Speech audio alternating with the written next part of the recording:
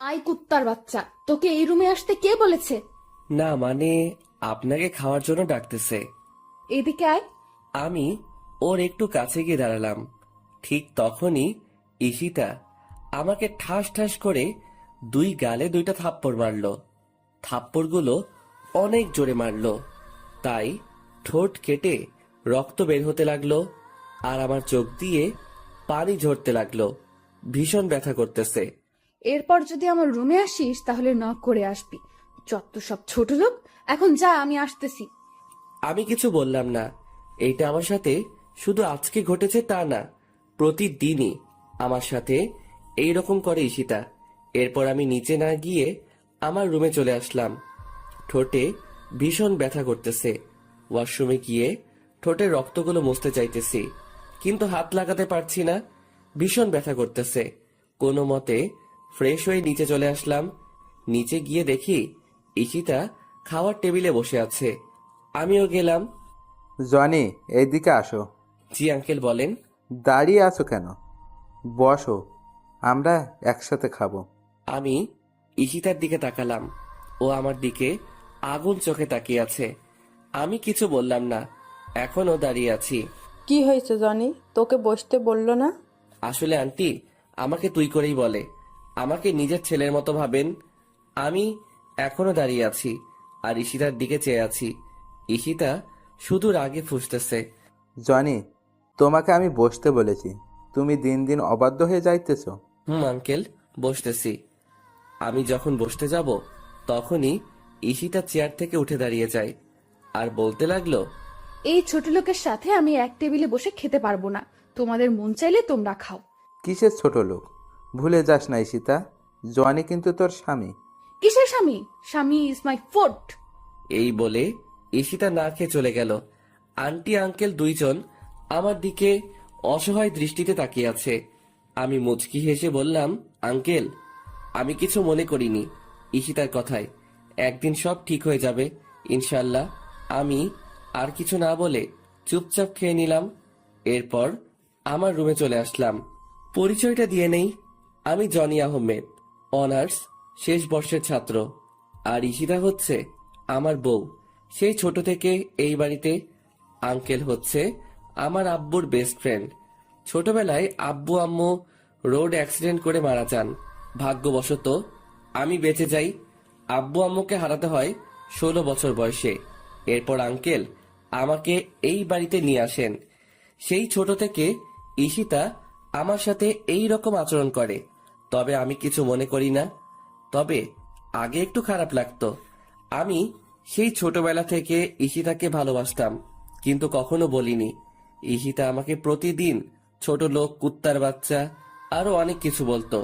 আমি একটু কষ্ট পেতাম, তবে এখন শুনতে শুনতে অভ্যস্ত হয়ে গেছি। আর বিয়ের ব্যাপারটা হলো একটু ভিন্ন।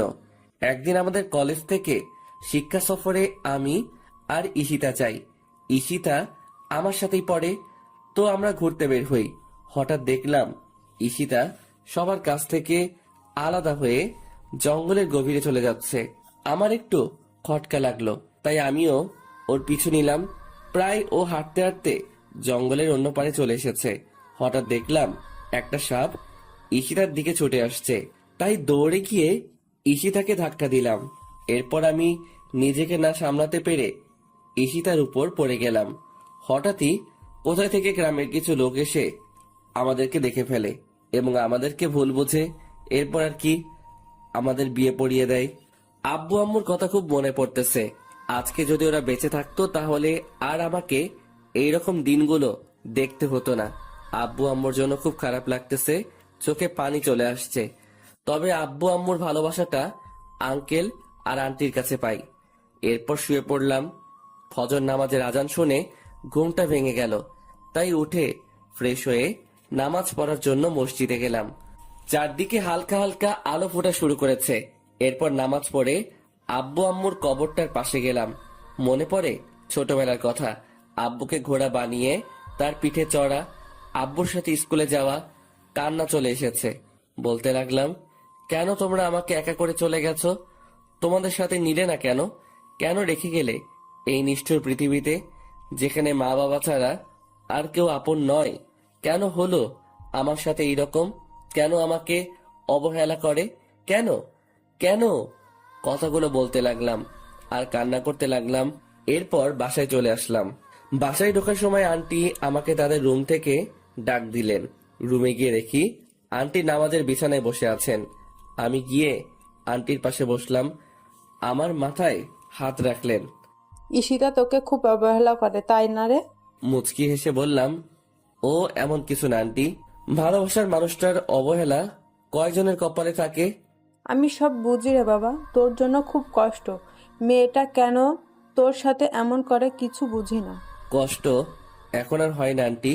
কষ্টগুলো এখন সহ্য করতে শিখে গেছি। দেখিস ঈশিতা একদিন তোকে ভালোবাসবে। হুম। আচ্ছা তুই এখন রুমে যা। আর শোন, ঈশিতাকে ডেকে তোল, আমি নাস্তা তৈরি করতেছি। আচ্ছা আন্টি। এরপর ঈশিতাকে ডাকতে যাইনি, কারণ ওকে ডিস্টার্ব করলে আবার আমার কপালে খারাপই আছে। ভালোবাসি তাই ওকে কিছু বলতে পারিও না। ঈশিতাকে না ডেকে আমি কলেজে যাওয়ার জন্য রেডি হয়ে নিলাম। এরপর আবার নিচে চলে গেলাম। গিয়ে দেখি ঈশিতা নিচে নাই। আন্টি, ঈশিতা কই? কেন, তোকে না বললাম ও ঘুম থেকে ডেকে তুলতে? ওহ আন্টি, ভুলে গেছি। আচ্ছা গিয়ে নিয়ে আয়। এরপর আমি ঈশিতাকে ডাকতে চলে গেলাম। কিছুক্ষণ দাঁড়িয়ে রইলাম দরজার সামনে। এরপর ডাক দিলাম, কিন্তু কোনো উত্তর দিল না। আবার ডাক দিলাম। এরপর ওপার থেকে ঈশিতা বলল, কি হয়েছে? সকালবেলা এত চিল্লাচিল্লি করস কেন? আপনাকে আন্টি ডাকছে, তাড়াতাড়ি নিচে আসতে। কলেজে যেতে হবে, পরে কিন্তু দেরি হয়ে যাবে। যা তো তুই, আমি আসতেছি। আর ডিস্টার্ব করবি না আমাকে। এরপর আমি আর কিছু না বলে চলে আসলাম। নিচে গিয়ে আমি নাস্তা করে নিলাম। এরপর ঈশিতা নিচে আসতে লাগলো। আজকে খুব সুন্দর লাগতেছে। গোলাপি রঙের একটা ড্রেস, কানের ফুল, চুড়ি আর হালকা লিপস্টিক, সব মিলিয়ে জাস্ট অসাম লাগতেছে। আমার হা করে তাকিয়ে থাকা দেখে ঈশিতা আমাকে বলল, কুত্তার মতো এইভাবে তাকিয়ে আছিস কেন, শুয়োরের বাচ্চা? ঈশিতার কথাটি সোজা গিয়ে আমার বুকে লাগলো। কি এক কপাল নিয়ে পৃথিবীতে এসেছি, নিজের বউয়ের দিকে তাকালেও গালি শুনতে হয়। ওই সময় শুধু চোখে পানি ছলছল করতেছে। আদিক্ষেতা না করে গাড়ি বের কর, কলেজে যাব। আমি আর কিছু না বলে গাড়ি বের করে ঈশিতার জন্য অপেক্ষা করতে লাগলাম। কিছুক্ষণ পর ঈশিতা আসলো। এরপর আমরা কলেজে চলে আসলাম। তুই গাড়ি পার্ক করে ক্লাসে চলে যা। যদি কোথাও যাস বা কারোর সাথে কথা বলিস, তাহলে তোর অবস্থা খারাপ করে দিব। আমি শুধু মাথা নাড়ালাম। আমি খেয়াল করলাম ওর বান্ধবী ওকে বলতে লাগলো, ঈশিতা, তুই সবসময় জনের সাথে এরকম করিস কেন? ছেলেটা কত স্মার্ট আর খুব ভালো, তাহলে কেন সবসময় অবহেলা করিস? কেন খারাপ আচরণ করিস? আর বড় কথা, ও এখন তোর স্বামী, তবুও কেন সবসময় খারাপ ব্যবহার করিস? কিসের স্বামী? হ্যাঁ। আর অধরা, তোকে আমি বলে রাখলাম, কোনোদিনও আমাকে কিছু শেখাতে আসিস না। আর এতই যদি দরদ হয়, তাহলে তুই ওই ছোট লোকটাকে বিয়ে করে নে, তাহলে আমিও উদ্ধার হব। আমিও তো চাই, কিন্তু জনি তো তোকে ভালোবাসে। আমি হাজার চাইলেও আমার হবে না জনি, ওইটা আমি ভালোভাবে জানি। জনি আমাকে ভালোবাসে, তুই কিভাবে জানিস? তোকে যদি ভালোই না বাসতো, তাহলে তোর এত অবহেলা সহ্য করতো না, তোর এত খারাপ আচরণ মুখ বুজে সহ্য করতো না। আফসোস, জনের মতো কেউ আমার জীবনে এলো না। ভালোবাসা না ছাই, ছোট লোকের আবার ভালোবাসা। এই বলে ওরা ক্লাসে চলে আসতে লাগলো। তাই আমি তাড়াতাড়ি করে ক্লাসে চলে আসলাম। ঈশিতার কথাগুলোতে খুব কষ্ট পেলাম। এরপর ক্লাসগুলো শেষ করে চলে আসলাম বাড়িতে। এইভাবে কাটতে থাকে দিন। আর ঈশিতার অবহেলা প্রতিনিয়ত সহ্য করতে হচ্ছে। ভালোবাসার মানুষটির অবহেলা কত কষ্টের, তা যদি ঈশিতা জানতো, তাহলে আমাকে এইভাবে অবহেলা করতো না। বসে আছি নিজের রুমে, তখন ঈশিতা আসলো আমার রুমে। আজকে সন্ধ্যায় একটা পার্টি আছে, আমার সাথে তুইও যাইবি, তাই তাড়াতাড়ি রেডি হয়ে নিস। যদি দেরি করিস তাহলে তোর কপালে খারাপই আছে। আমি শুধু মাথা নেড়ে হ্যাঁ সূচক উত্তর দিলাম। এরপর সন্ধ্যায় রেডি হয়ে গাড়ি নিয়ে বাইরে অপেক্ষা করতে লাগলাম। ঈশিতা আসতেছে, আজকেও খুব সুন্দর লাগতেছে, কিন্তু এই সৌন্দর্য আর দেখা হলো না। নিজের থেকে মুখ ফিরিয়ে নিলাম, জানি আমাকে এইভাবে তাকিয়ে থাকতে দেখলে আবার গালি দিবে। কি হয়েছে? গাড়ি চালাস না কেন? এই তো চালাইতেছি। আমাদেরকে কোথায় যেতে হবে? চলতে থাক, আমি বলতেছি কোথায় যেতে হবে। এরপর ঈশিতার কথা মতো গাড়ি নিয়ে চলে গেলাম, কিন্তু গাড়িটা গিয়ে থামে একটা নাইট ক্লাবে। একটু চিন্তায় পড়ে গেলাম, আমরা নাইট ক্লাবে কেন? পার্টিটা এখানে হবে। আমি আর কিছু বললাম না, গাড়িটা পার্ক করে ঈশিতার সাথে চলে এলাম। আমার কাছে এসব কিছু ভালো লাগে না। আমি মদ তো দূরের কথা, সিগারেটও খাই না। বসে আছি, একা ভালো লাগতেছে। হঠাৎ দেখলাম ঈশিতা ওর কাপড়গুলো খুলে শর্ট একটা কাপড় পরলো, হাঁটুর উপরে কাপড়টা উঠে রয়েছে, আর একটা গেঞ্জি। এইসব দেখে আমার মাথা পুরাই নষ্ট হয়ে গেছে। আমি শুধু বসে বসে ওর কাহিনী দেখতেছি। ও একটা ছেলের কাঁধে হাত রেখে ড্যান্স করতেছে, আর ছেলেটা ওর দিকে খারাপ দৃষ্টিতে তাকিয়ে আছে। এই দৃশ্য দেখে আমার মাথা আরো গরম হয়ে যায়। ঈশিতা অনেক ড্রিঙ্কস করে ফেলেছে, তাই ওর আচরণ স্বাভাবিক দেখাচ্ছে না। আমি ঠিক বুঝতে পারলাম। এরপর ছেলেটি ঈশিতাকে কি যেন বলল এবং তারা দ্বিতীয় তলায় যেতে লাগলো। বিষয়টি আমার কাছে একদম ভালো ঠেকছে না, তাই আমিও ওদের পিছন পিছনে গেলাম। ঈশিতা এত বেশি ড্রিঙ্কস করেছে যে তার পক্ষে ঠিকভাবে দাঁড়ানোটাও মুশকিল হয়ে পড়েছে। এরপর দেখলাম ঈশিতা ছেলেটির সাথে একটা রুমে ঢুকতেছে। তবে কি আমি যা ভাবছি তাই হতে চলেছে? আমি দরজায় কান দিয়ে শুনতে লাগলাম, আই হৃদয়, তুমি আমার কাছে আসবে না, বলে দিলাম। আসলে কি করবি তুই? তোকে আমি এইখানে কেন এনেছি তুই বুঝিস না? তোকে আমার চাই। মানে কি করতে চাইছো তুমি? আই, একদম আমার কাছে আসবে না, আমি কিন্তু চিৎকার করব। চিৎকার করলেও লাভ হবে না, এখানে আমি আর তুমি ছাড়া কেউ নেই।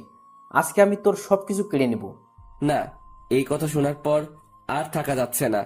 এক্ষুনি আমাকে কিছু একটা করতে হবে। তাই দরজায় লাথি মারতে লাগলাম। এরপর অনেক চেষ্টায় দরজা খুলে ফেললাম। ভিতরে গিয়ে দেখি ছেলেটা মানে হৃদয় ঈশিতার শরীরের উপরে উঠে আছে। তখনই আমার মাথায় রাগে আগুন হয়ে যায়। আমি ছেলেটিকে লাথি মেরে ঈশিতার উপর থেকে ফেলে দিলাম। এরপর ঈশিতাকে এক হাত দিয়ে তুলে নিলাম। আমার পরনের কোটটা ঈশিতার গায়ে জড়িয়ে নিলাম। এরপর আমি গিয়ে ছেলেটিকে নিচ থেকে তুলে ইচ্ছে মতো মারতে লাগলাম। শালা আমার বউয়ের দিকে খারাপ দৃষ্টিতে তাকাইস। মারতে মারতে প্রায় ছেলেটিকে আধমরা করে ফেলি। এরপর ছেলেটির মুখ টিপে ধরে বলতে লাগলাম, তোর ভাগ্য ভালো, তোকে ছেড়ে দিলাম। আর শুনে রাখ, ঈশিতা আমার, শুধুই আমার। ওর দিকে যে চোখ তুলে তাকাবে আমি ওর চোখ উপড়ে ফেলবো, মাইন্ড ইট। এরপর পিছন ফিরে দেখি ঈশিতা খাটে পড়ে আছে। হয়তো বেশি ড্রিঙ্কস করার কারণে এই রকম হয়েছে। তাই আমি ঈশিতাকে কোলে তুলে নিয়ে নিচে চলে আসলাম, আর সবাই আমাদের দিকে তাকিয়ে আছে। এরপর গাড়ি করে ঈশিতাকে নিয়ে আসলাম। গাড়ি করে ঈশিতাকে কোলে করে নামিয়ে ওর রুমে নিয়ে আসলাম। এরপর তাকে তার খাটে শুইয়ে দিলাম। ঈশিতা আমার গলা জড়িয়ে ধরে আছে। আমি নিজেকে ছুটাতে চাইলাম, কিন্তু পারলাম না। ঈশিতা আমাকে টান দিয়ে ওর বুকের মাঝে ফেলে দেয়। ওর গরম নিঃশ্বাস আমি অনুভব করতে পারছি। ওর শরীর থেকে আলাদা একটা গন্ধ আসতেছে যা আমাকে পাগল করে দিচ্ছে। ঈশিতা আমাকে ওর বুকের মাঝে জড়িয়ে নেয়। আমি কোনো মতে নিজেকে ছাড়িয়ে উঠতে চাইলাম, কিন্তু পারলাম না। এই কি করছেন কি? ছাড়েন আমাকে। উফ, তোমাকে আজকে ছাড়তেছি না। মানে কি বলতে চান আপনি? দেখেন আমাকে। বলতে পারলাম না। ঈশিতা আমার আর ওর ঠোঁট জোড়া এক করে নিল। আমি কিছু করতে পারছি না। আমার হাত পা ঠান্ডা হয়ে আসতেছে। আমি জানি ঈশিতা এইসব কিছু নেশার ঘরে করতেছে। আমার এই রকম করা ঠিক হবে না, তাই নিজেকে ছুড়াতে চাইলাম, কিন্তু পারতেছি না। ঈশিতা আমাকে এখনো খুব জোরে জড়িয়ে ধরে আছে, আর আমার ঠোঁট চুষতেছে।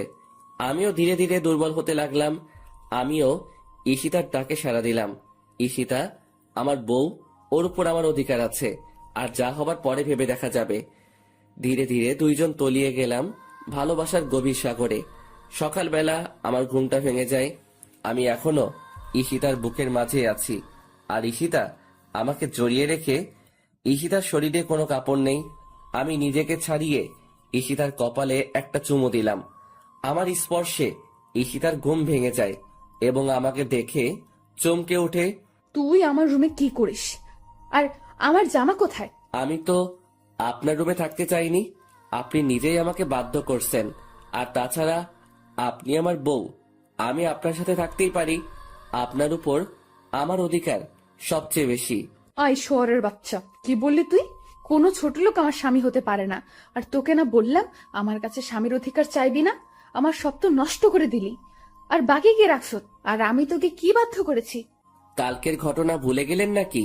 আপনার জন্যই সব হয়েছে। আর আমি আমার বউকে আদর করছি, অন্য কাউকে না। আমি যদি জানতাম আপনি কালকে ওই রকম কিছু করবেন, তাহলে কোনোদিনও ওই পার্টিতে যেতে দিতাম না। জানেন কালকে আপনার সাথে কি হয়েছিল? কি হয়েছে?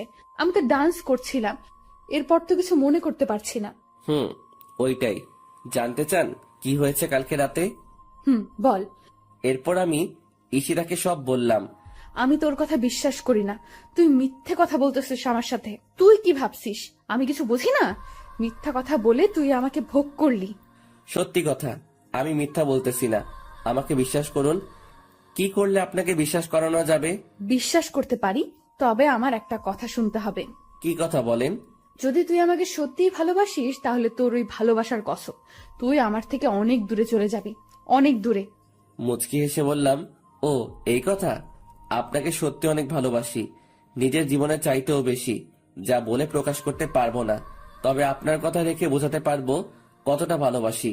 ভালোবাসা মানে এই নয় প্রিয় মানুষটির সাথে থাকতে হবে, দূর থেকেও ভালোবাসা যায়। চলে যা, আর আসিস না আমার কাছে। যাচ্ছি। এই বলে আমি আমার রুমে চলে আসলাম। ভাবতেই পারিনি আমার জীবনে এমন একটা দিন আসবে। প্রিয় মানুষটির থেকে আলাদা হতে হবে। বিধাতা কেন আমাকে এমন পরীক্ষার সম্মুখীন করলেন? কেন এত অবহেলিত আমি ঈশিতার কাছে? কেন বুঝে না ওকে সত্যি ভালোবাসি? তবে ওর থেকে দূরে গিয়ে ও যদি ওকে আমার ভালোবাসা বোঝাতে পারি, তাহলে তাই করব। চলে যাব অনেক দূরে, আর আসবো না ওর কাছে। আর কাউকে ছোট লোক বলতে হবে না, আর কাউকে গালাগালি করতে হবে না। ফ্রেশ হয়ে নিলাম, বসে আছি খাটের উপর, আর কালকের কথাগুলো ভাবতে লাগলাম। কি থেকে কি হয়ে গেল? সামান্য ভুলের জন্য এত বড় শাস্তি পেতে হচ্ছে। কালকে রাতে যদি নিজেকে একটু কন্ট্রোল করতে পারতাম, তাহলে আর এমন একটা সময় দেখতে হতো না। বুক ফেটে কান্না আসতে লাগলো। ভাবতেই কেমন জানি লাগে। জীবনে পথ চললে হবে একা। ব্যাগে প্রয়োজনীয় জিনিসগুলো নিলাম, সাথে ঈশিতার একটা ছবি নিলাম। ব্যাগ গুছিয়ে বাসা থেকে বের হয়ে গেলাম। আন্টি আঙ্কেলকে কিছু বললাম না, জানি তারা কষ্ট পাবে, হয়তো আমাকে অনেক খুঁজবে। একটা দীর্ঘশ্বাস ফেললাম, পিছন ফিরে বাসাটাকে একবার ভালোভাবে দেখে নিলাম। কতগুলো বছর ছিলাম এই বাড়িতে। ঈশিতার অবহেলায় আর আন্টি আঙ্কেলের ভালোবাসায় দিনগুলো কেটে যায়। আমার চোখ দুটো ঝাপসা হয়ে আসছে, চারিদিক অন্ধকার হয়ে আসছে। আমি চোখ ডলতে ডলতে রাস্তা পার হতে লাগলাম। হঠাৎ একটা গাড়ি এসে আমাকে ধাক্কা দেয়। আমি ছিটকে গিয়ে রাস্তার ওপারে পড়ে গেলাম। চোখ দিয়ে দুফোঁটা অশ্রু গড়িয়ে পড়ল। পাওয়া হলো না বউয়ের ভালোবাসা। চোখগুলো ধীরে ধীরে বন্ধ হয়ে আসলো। হাসপাতাল থেকে মুক্তি পেলাম 4 মাস পর। ভাবতে অবাক লাগে এতগুলো দিন কিভাবে ছিলাম হাসপাতালে। ঈশিতা একটিবারের জন্য খোঁজ নেয়নি। ডাক্তারের কাছ থেকে জানতে পারলাম 4 মাস ধরে এই হাসপাতালে ছিলাম। তার মানে ওই অ্যাক্সিডেন্টে আমার মৃত্যু হয়নি। কেন বেঁচে গেলাম? আল্লাহ কেন নিল না? না জানি আরো কত অবহেলা সহ্য করতে হবে, কত অপমানিত হতে হবে, আর কত কষ্ট সহ্য করতে হবে। ভাগ্যে কি এইটাই লেখা ছিল? রাস্তা দিয়ে হাঁটতেছি আর কথাগুলো ভাবতেছি। পুরো শরীর ব্যথা করতেছে। ব্যথার কারণে ঠিকমতো হাঁটতে পারতেছি না। একটু পর পর মাথাটা চক্কর দিয়ে উঠছে। মাথা ব্যথাও ভীষণ বেড়ে যাচ্ছে। জীবনে 4টি মাস অতিবাহিত হয়ে গেল কোমায় থেকে, কিন্তু ঈশিতা একবারের জন্য আমার খবর নিল না। তাহলে কি ওর মনে আমার জন্য বিন্দুমাত্র ভালোবাসা নেই? ওর জীবনে কি আমার জন্য একটু জায়গা নেই? আর জায়গা থাকবেই বা কেন? আমি তো ছোট লোক। হয়তো ঈশিতা এখন নতুন কাউকে নিয়ে সুখে আছে। পাওয়া হলো না আর ঈশিতার ভালোবাসা। এইদিকে সন্ধ্যাই হয়ে আসছে। কোথায় যাব, কি করব? আমার কাছে 1টি টাকাও নেই যে কিছু খাবো। প্রায় গভীর রাত হয়ে এসেছে। বসে আছি পেটের ক্ষুধাও ব্যথাত শরীর নিয়ে একটা ল্যাম্পপোস্টের নিচে। ভাবতেই পারিনি জীবনে এমন দিনও পার করতে হবে। সবই নিয়তির খেলা। আনমনে বসে আছি আর আকাশের তারাগুলো দেখছি। আজকে তারাদেরকেও একা লাগছে। আকাশে চাঁদটা ঠিকই উঠেছে, কিন্তু আমার মনের আকাশটা আধার হয়ে আছে। হঠাৎ খেয়াল করলাম একটা গাড়ি এই দিকে আসতেছে। একবার ভাবলাম সাহায্য চাইবো, আবার বসে পড়লাম। গাড়িটা আমার সামনে এসে থামলো। কি ব্যাপার, গাড়িটা আমার সামনে দাঁড়ালো কেন? হয়তো ওদের কোনো কাজে দাঁড়িয়েছে। আমি গাড়ির দিকে তাকিয়ে বোঝার চেষ্টা করছি। চেনা চেনা মনে হচ্ছে। গাড়ি থেকে একজন লোক নেমে আসলো। আরে, এ তো আঙ্কেল। চোখ দিয়ে অশ্রু গড়িয়ে পড়ল। দেখলাম আঙ্কেলের চোখে পানি। হয়তো কতগুলো দিন পর দেখা হলো তাই। আঙ্কেল এসে আমার পাশে এসে চুপ করে বসলেন। আমিও চুপচাপ বসে আছি। হঠাৎ নীরবতা ভেঙে আঙ্কেল বললেন, কেমন আছো জনি? আঙ্কেল, ভালোই আছি। যতটা ভালো থাকলে মৃত ব্যক্তির মতো জীবন যাপন করা লাগে। কিছুক্ষণ চুপ থেকে আবার বললেন, এতদিন কোথায় ছিলে? এই তো আঙ্কেল, এক বন্ধুর বাসায়। তা বাসার সবাই কেমন আছে? সবাই ভালো আছে, কিন্তু তোমার এ অবস্থা কেন? কি রকম শুকিয়ে গেছো? ঠিকমতো খাও না নাকি? একদম বদলে গেছো। আর তোমার কপালে হাতে এতগুলো কিসের দাগ? মনে হয় তো কোনো কাটার দাগ। কি হয়েছে বলো তো? আমার কথা না হয় বাদ দেন। ওই দিন সিঁড়ি দিয়ে নামার সময় পা পিছলে পড়ে গেছি, তাই একটু কাটা গেছে। ঈশিতা কেমন আছে? তোমার চলে যাওয়াতে সবচাইতে ভালো আছে ঈশিতা। কথাটি শুনে অনেকটা কষ্ট পেলাম। এতদিনেও আমার জন্য তার হৃদয়ে একটুও মায়া জন্মালো না। জানো, তুমি যখন বাড়ি থেকে চলে গেছো তোমার আন্টির হার্ট স্ট্রোক হয়েছে। কথাটি শুনে ভীষণ কষ্ট পেলাম। আজকে আমার জন্য সবকিছু হয়েছে। সবকিছুর জন্য আমি দায়ী। আন্টি এখন কেমন আছেন? আছে মোটামুটি, কিন্তু তুমি যদি না ফিরে যাও তাহলে তোমার আন্টির খারাপ কিছু একটা হয়ে যেতে পারে। তুমি প্লিজ আমার সাথে চলো। চুপ করে বসে রইলাম। কিভাবে যাব আমি ওই বাড়িতে? আমি তো ঈশিতাকে কথা দিয়েছি আর কখনো ওর সাথে দেখা দিব না। কিন্তু নিয়তি কেন বারবার পরীক্ষার মুখে ফেলে আমাকে? আবার ঈশিতার সম্মুখীন হতে হবে। চাই না নতুন করে অবহেলা পেতে, চাই না নতুন করে কষ্ট পেতে, কিন্তু আন্টির জন্য যেতে হয়, কারণ তিনি আমাকে নিজের ছেলের মতো আদর করতেন। আবারও একটা কঠিন পরীক্ষার সম্মুখীন হলাম। কি হয়েছে জানি, চুপ করে বসে আছো কেন? প্লিজ চলো আমার সাথে। কিন্তু আমি তো যেতে পারবো না। আমি ঈশিতাকে কথা দিয়ে এসেছি, আর কোনো দিন ওর সামনে যাব না। তুমি কি তোমার কথা রাখতে গিয়ে তোমার আন্টিকে হারাবে? পড়ে গেলাম আরেক চিন্তায়। ছোটবেলায় আব্বু আম্মুকে হারালাম, কিন্তু আব্বু আম্মুর অভাবটা আমাকে বুঝতে দেয়নি তারা। তাহলে আজকে কেন আমার জন্য মরতে বসবে? এইটা হয় না। আঙ্কেল, আমি রাজি। এই তো আমার লক্ষ্মী ছেলে, চলো। এইটা বলে আমার কপালে একটা চুমু দিলেন আঙ্কেল। আমি মুচকি হেসে গাড়িতে উঠলাম।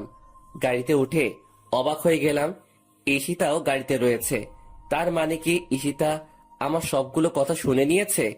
আমি কিছু না বলে গিয়ে গাড়িতে বসলাম। শরীরের ব্যথার জন্য ঠিকমতো বসতে পারছি না, খুব ব্যথা করছে। তবুও কষ্ট করে বসে পড়লাম। চুপচাপ বসে রইলাম। আবার অনেক দিন পর ঈশিতার সাথে দেখা হলো। মনে পড়ে সেই দিনটার কথা, যেই দিন ঈশিতা কলেজের সবার সামনে আমাকে জুতা দিয়ে মেরেছিল। ওই দিন ঈশিতার সাথে কলেজে গেলাম। সিঁড়ি দিয়ে ওঠার সময় হঠাৎ ঈশিতার এক বান্ধবীর সাথে ধাক্কা লাগে আমার। আমি মেয়েটিকে সরি বললাম। মেয়েটি আমাকে কিছু না বলে চলে গেল। কিন্তু কোথায় থেকে ঈশিতা এসে আমাকে ওর পায়ের জুতা খুলে আমাকে মারতে লাগলো। ঈশিতা তার পায়ের হিলওয়ালা জুতাগুলো দিয়ে মারতে মারতে আমার শরীরটা রক্তাক্ত করে দেয়, কিন্তু আমি জায়গা থেকে সামান্য সরে দাঁড়াইনি। ওই সময় শুধু চোখ দিয়ে পানি ঝরেছে। ঈশিতার বান্ধবী এসে ঈশিতাকে বলল, ওর কোনো দোষ নেই। আসলে আমি অনেক তাড়াহুড়োতে ছিলাম, ভালোভাবে খেয়াল করিনি, তাই ধাক্কা লাগলো। আর জনি তো নিজে থেকে আমাকে ধাক্কা দেয়নি। তাহলে তুই ওকে শুধু শুধু শাস্তি দিচ্ছিস কেন ঈশিতা? আমি জানি ওই ছোট লোক নিজে থেকে তোকে ধাক্কা দিয়েছে দিশা। এই বলে আবার মারতে থাকে আমাকে। প্রায় আধমরা হয়ে গেছি ওই দিন। ওই সময় 16 দিন হাসপাতালে থাকতে হয়েছে আমাকে, শুধুমাত্র একটা ভুলের জন্য। সবার সামনে আমাকে অপমানিত করলো, সবার সামনে আমাকে মারলো। কথাগুলো ভাবতে ভাবতে চোখে পানি চলে এসেছে। আমি কান্না করতেছি। ঈশিতা বুঝতে পেলে তাই আমি তাড়াতাড়ি চোখ মুছে নিলাম। এইসব কথা ভাবতে ভাবতে গাড়ি এসে থামলো ঈশিতাদের বাড়িতে। আমি দৌড়ে গেলাম আন্টির কাছে। আন্টি শুয়ে আছে, কি রকম শুকিয়ে গেছেন। মনে হয় ঠিক মতো খায় না, ঠিক মতো ঘুমায় না, ঠিক মতো ওষুধও খায় না। আমি গিয়ে আন্টির পাশে বসলাম এবং মাথায় হাত রাখলাম। আমার হাতের স্পর্শ পেয়ে আন্টি জেগে গেলেন। আমাকে দেখে আন্টি অসহায় দৃষ্টিতে তাকিয়ে আছেন আমার দিকে। আন্টির চোখ ছলছল করছে। আমাকে আন্টি পাগলের মতো চুমু দিতে লাগলেন। কেমন আছো আন্টি? আগে ভালো ছিলাম না রে, তুই এসে গেছিস, আমি এখন খুব ভালো আছি। কিন্তু তোর এই রকম অবস্থা কেন? কপালে কাটার দাগ, হাতেও অনেক বড় কাটার দাগ রয়েছে। ওইটা আন্টি তেমন কিছু না, সিঁড়ি দিয়ে নামতে পড়ে গেছি, তাই একটু কেটে গেছে। আমার কেন জানি বিশ্বাস হচ্ছে না তোর কথা, কেন জানি তোর কথা মানতে পারছি না। না আন্টি, ওই রকম কিছুই না। আচ্ছা তুই ফ্রেশ হয়ে আয়, আমি তোকে খাবার দিচ্ছি। আচ্ছা আন্টি। আমি চলে যেতে লাগলাম। আন্টি আবার আমাকে পিছন থেকে ডাক দিলেন। জি আন্টি বলো। এইদিকে আয় তো, তোকে জড়িয়ে ধরি না অনেক দিন হইছে। আমি মুচকি এসে আন্টির কাছে গেলাম। আন্টি আমাকে জড়িয়ে ধরলেন। ঠিক তখনই আমি ব্যথায় আহ করে চিৎকার দিয়ে উঠলাম। আমার চিৎকার শুনে সবাই ভয় পেয়ে গেল। কি হয়েছে জনি? আন্টি হঠাৎ পিঠে ভীষণ ব্যথা করে উঠল। কই দেখি। আমার পরনে টি শার্টটা উল্টিয়ে আন্টি বড়সড় একটা ধাক্কা খেলেন, বুঝতে পারলাম। সাথে সাথে আঙ্কেল আর ঈশিতাও, কিন্তু কি এমন হয়েছে বুঝতে পারলাম না। সত্যি করে বল জনি, তোর কি হয়েছে? তুই আমাকে মিথ্যা কথা বললি কেন? আরে আন্টি, মিথ্যা বলবো কেন? আমি তো সত্যি বলতেছি। তুই সত্যি বলিস তাই না? এক থাপ্পড় দিব। তোর পিঠে ওইটা কিসের দাগ? কই কিসের দাগ? আমি আয়নার সামনের দিকে দেখতে লাগলাম। দেখে আমি নিজেই অনেক বড় ধাক্কা খেলাম। আমার পিঠের প্রায় অর্ধেকটা কাটা। তার মানে ওই অ্যাক্সিডেন্ট এইরকম হয়েছে। কিভাবে বেঁচে গেলাম? এত বড় আঘাত হওয়ার পরেও বেঁচে গেলাম। জনি তোকে আমার কসম, সত্যি করে বল কি হয়েছে? কি করি এখন? সত্যিটা তো বলতেই হবে। আসলে আন্টি, আমার অ্যাক্সিডেন্ট হয়েছে। ওই দিন বাড়ি থেকে বের হয়ে রাস্তা পার হওয়ার সময় একটা গাড়ির সাথে ধাক্কা লাগে আমার। আমি এতদিন ধরে আমার কোনো বন্ধুর বাসায় না, হাসপাতালে ঘুমাইছিলাম। আর আজকে 4 মাস পর জ্ঞান ফিরেছে। এইবার আন্টি হাউমাউ করে কেঁদে দিলেন। আমি গিয়ে আন্টিকে সান্ত্বনা দিতে লাগলাম। কোনো মতে আন্টিকে ঠান্ডা করলাম। এরপর আন্টিকে বুঝিয়ে সুজিয়ে চলে আসলাম আমার রুমে। ফ্রেশ হতে গেলাম, ফ্রেশ হতেও পারছি না। কোনো মতে ফ্রেশ হয়ে নিচে চলে আসলাম খাওয়ার জন্য। আন্টি আমাকে নিজ হাতে খাইয়ে দিলেন। তবে একটা জিনিস খেয়াল করলাম, ঈশিতা আজকে আমার সাথে এক টেবিলে বসে খেলো। অনেকটা খুশি হলাম। এরপর খাওয়া দাওয়া শেষ করে রুমে চলে আসলাম। একটু ঘুমানোর চেষ্টা করলাম, কিন্তু পিঠে ব্যথার জন্য পারছি না। তবুও কোনো মতে চিত হয়ে শুয়ে পড়লাম। ভোরবেলায় ফজরের আজানে ঘুম ভাঙলো। বিছানা থেকে উঠতে অনেক কষ্ট হচ্ছে। শরীরটা এখন আগের মতো ব্যথা করতেছে। অনেক কষ্ট করে উঠে অজু করে নামাজ পড়তে চলে গেলাম। কারণ এখনকার এই ব্যথা জাহান্নামের শাস্তি থেকে 1 কোটি গুণ কম। এই সামান্য কষ্টের জন্য কপালে আখিরাতে চিরস্থায়ী সুখ থাকতে পারে। অনেক কষ্ট করে নামাজ পড়ে বাড়িতে আসলাম। এখন একটু ভালো লাগতেছে। হালকা হালকা বাতাস বয়ে যাচ্ছে। অনেক দিন পর সকালে সূর্যটা দেখতে পাবো। কারণ হাসপাতালে এতদিন কোমায় থাকায় বাহিরের আলো আমার হৃদয় স্পর্শ করতে পারিনি। তাই ছাদে চলে আসলাম। খেয়াল করলাম কেউ একজন ছাদের এক কোণে দাঁড়িয়ে আছে। একটু কাছে যেতেই বুঝতে পারলাম ঈশিতা। আমি গিয়ে ওর একটু পাশে দাঁড়ালাম। ভাবলাম এই কয়দিনে হয়তো আমি তার হৃদয়ে একটু হলেও আমার জন্য জায়গা করতে পেরেছি। কারো উপস্থিতি টের পেয়ে ঈশিতা আমার দিকে তাকালো। আমাকে দেখে বিরক্তিকর দৃষ্টি নিয়ে তাকালো ঈশিতা আমার দিকে। তুই এখানে কি করিস? তোকে বলছি না আমাকে ডিস্টার্ব করবি না। আসলে আমি বুঝতে পারিনি আপনি ছাদে আছেন। জানলে এখানে আসতাম না। জানলে আসতিস না? এই বাড়িতে আবার কেন আসলি তুই? তোর নাকি অ্যাক্সিডেন্ট হয়েছে? মরিস নাই কেন অ্যাক্সিডেন্টে? মরে আমাকে উদ্ধার করতি? যত সব ছোট লোক কোথাকার। এই বলে ঈশিতা চলে গেল। ঈশিতার কথা শুনে বুকের ভিতর ঘূর্ণিঝড় শুরু হলো। তাহলে কি আমি ভুল ভাবনা নিয়ে এতদিন বেঁচেছিলাম। মৃত্যুটাই আমার জন্য শ্রেয় ছিল। ভালোবাসার মানুষটি বলছে মরতে, তাহলে এই তুচ্ছ জীবন রেখে কি লাভ? শুধুমাত্র আত্মহত্যা করলে এই অবহেলা থেকে মুক্তি পেতে পারি, কিন্তু আত্মহত্যা যে মহাপাপ। আর এই কথা জেনে বেঁচে আছে পৃথিবীতে হাজারো জীবন্ত লাশ। চোখ দিয়ে অনবরত অশ্রু ঝরতেছে, কেন জানি বাধা দিয়েও থামাতে পারছি না। বুকের ভিতর দিয়ে বয়ে যাওয়া কষ্টের ঢেউ। আর কত অবহেলা পেতে হবে জানি না, তবে একদিন এই অবহেলিত জনির কাছে ঈশিতাকে আসতেই হবে। সূর্যোদয়টা না দেখে চলে আসলাম। ইচ্ছে নেই সূর্যোদয় দেখার। নাস্তা করতেই নিচে চলে আসলাম। জানি ঈশিতা আমার সাথে এক টেবিলে বসে নাস্তা করবে না, তবুও বসলাম। ঈশিতা আসলো আর আমাকে দেখেই আবার চলে গেল। ওই সময় কষ্ট পেয়েও পেলাম না, কারণ প্রিয় মানুষটির থেকে কষ্ট পাবো এই কথা যদি জেনে যায় তাহলে ওই রকম আঘাত করে না, তবে জখমটা রয়ে যায়। এরপর আমাকে আন্টি নিজ হাতে নাস্তা খাইয়ে দিলেন। এরপর আমি একটু রেস্ট নিয়ে ফার্মেসিতে গিয়ে 1 মাসের জন্য ওষুধ নিয়ে আসলাম। ধীরে ধীরে পিঠের ক্ষতটা ভালো হতে লাগলো। পিঠের ক্ষত ভালো হয়ে লাভ কি? বুকের ক্ষতটা তো তার চেয়ে 1000 গুণ বেশি, যা শুধু ঈশিতাই ভালো করতে পারবে, যার একমাত্র ওষুধ ঈশিতা। আজ 1 মাস পর আমি মোটামুটি সুস্থ, কিন্তু অবহেলাটা প্রতিদিন পেতে হয়। এই কারণে না হয় অন্য কারণে। এখন থেকে আমি আঙ্কেলের অফিসে যাব। আঙ্কেল বারণ করছে, তবুও ঘরে একা একা বসে থাকতে ভালো লাগে না। এর চেয়ে অফিসে গেলেই ভালো হয়। কিন্তু ঈশিতাও নাকি অফিসে যেতে চায়, তবে ভালোই হবে।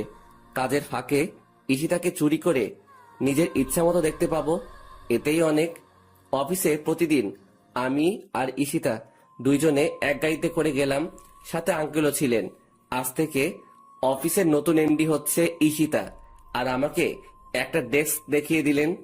আমার জন্য কাজটা নির্ধারিত নয়, আমার কাছে ভালো লাগলে কাজ করতে পারবো, না হয় অফিসে বসে থাকতে পারবো। প্রথম দিন সবার সাথে পরিচয় হয়ে নিলাম আর একজনকে বন্ধু বানিয়ে নিলাম। নাম হচ্ছে রাকিব। আমার সমবয়সী রাকিব, আর আমার পাশের ডেস্কে রাকিব বসে। আমরা সমবয়সী হওয়ার কারণে একজন আরেকজনকে তুই করেই বলি। প্রথম দিন সবকিছু বুঝে নিতে দিতে সময় কেটে গেল। পরদিন সকালবেলা নাস্তা করে অফিসে চলে আসলাম। ঈশিতাও আমার সাথে গাড়িতে আসে। আমি গাড়ি চালানোর ফাঁকে ফাঁকে ঈশিতার দিকে তাকিয়ে থাকি। মেয়েটাকে দেখতে কতটা নিষ্পাপ লাগে, কেউ দেখলে বিশ্বাসই করবে না মেয়েটা যে এত নিষ্ঠুর। তবে ঈশিতা আমার জন্য নিষ্ঠুর না।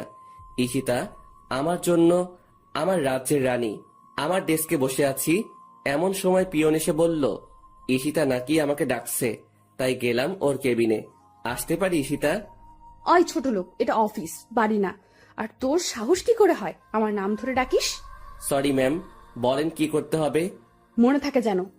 এখন এই ফাইলটা রেডি করে নিয়ে আয়। জি ম্যাম। প্রায় 1.5 ঘন্টা পর ফাইলটা রেডি করতে পারলাম। এইবার ঈশিতার কাছে নিতে হবে।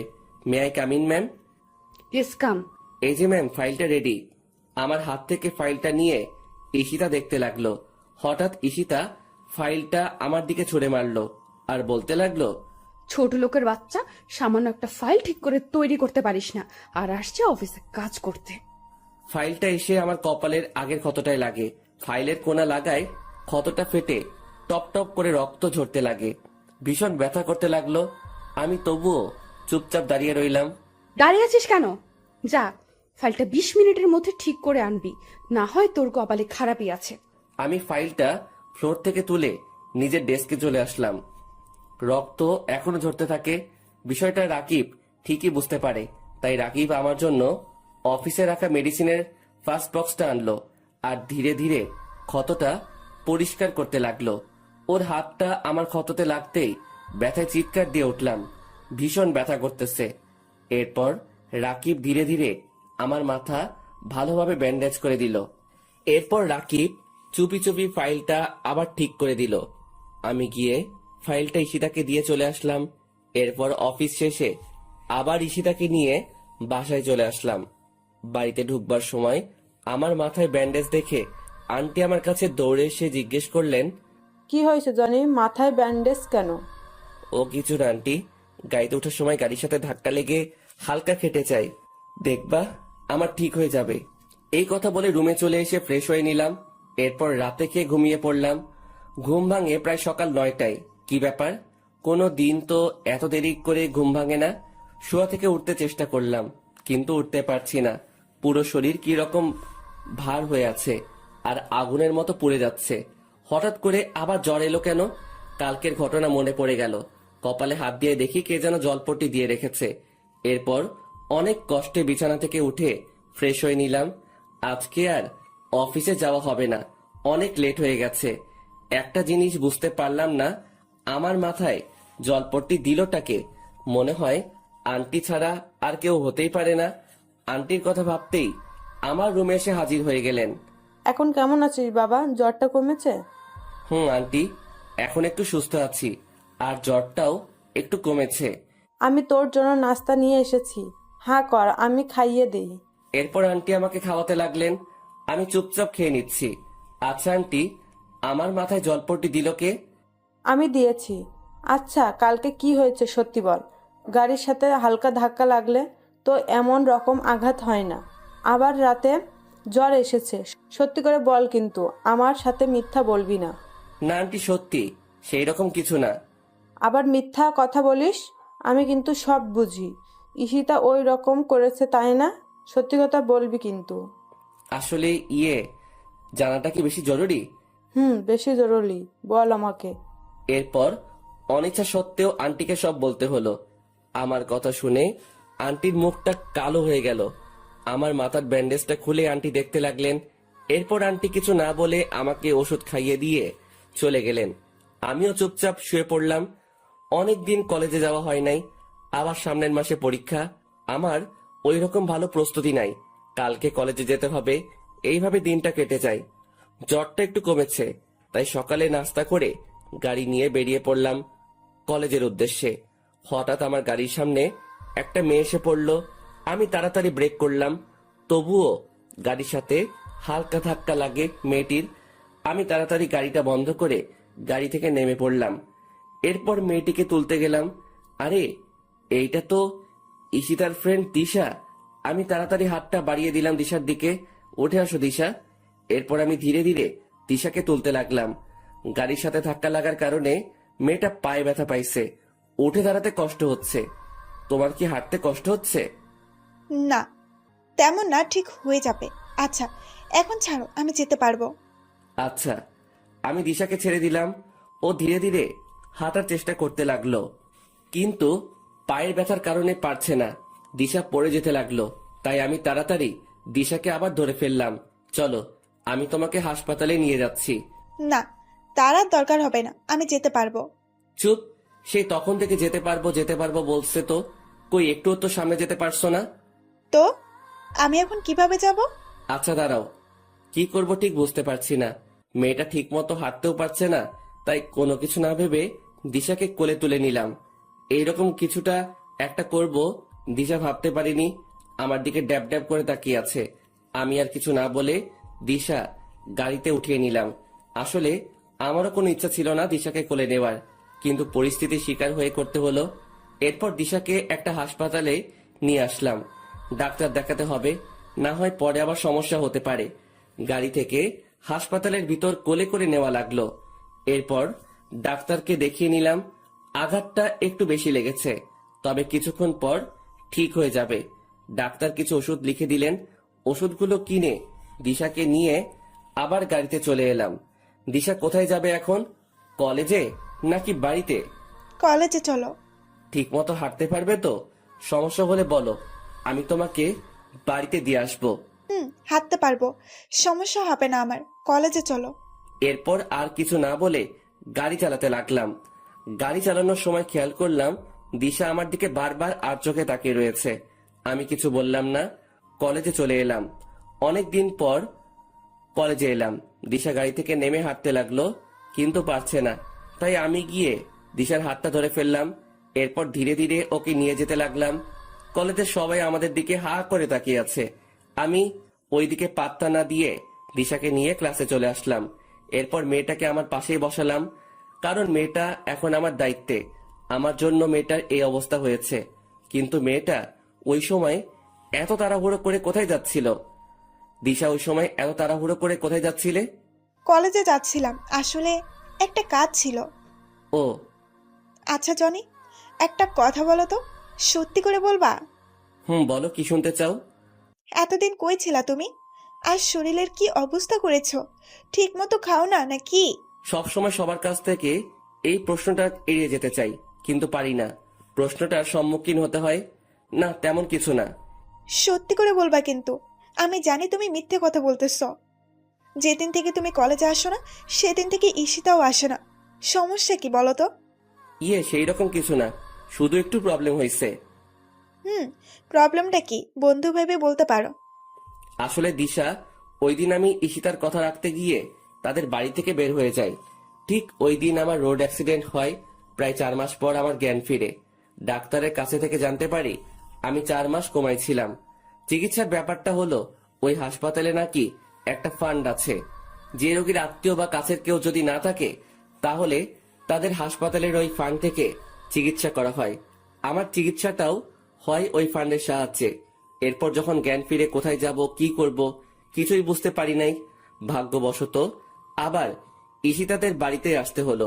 যখন ঈশিতাদের বাড়িতে ফিরে এলাম, ভাবলাম এই কয়েকদিনে হয়তো আমার জন্য ঈশিতার মনে একটু হলেও মায়া জন্মাবে।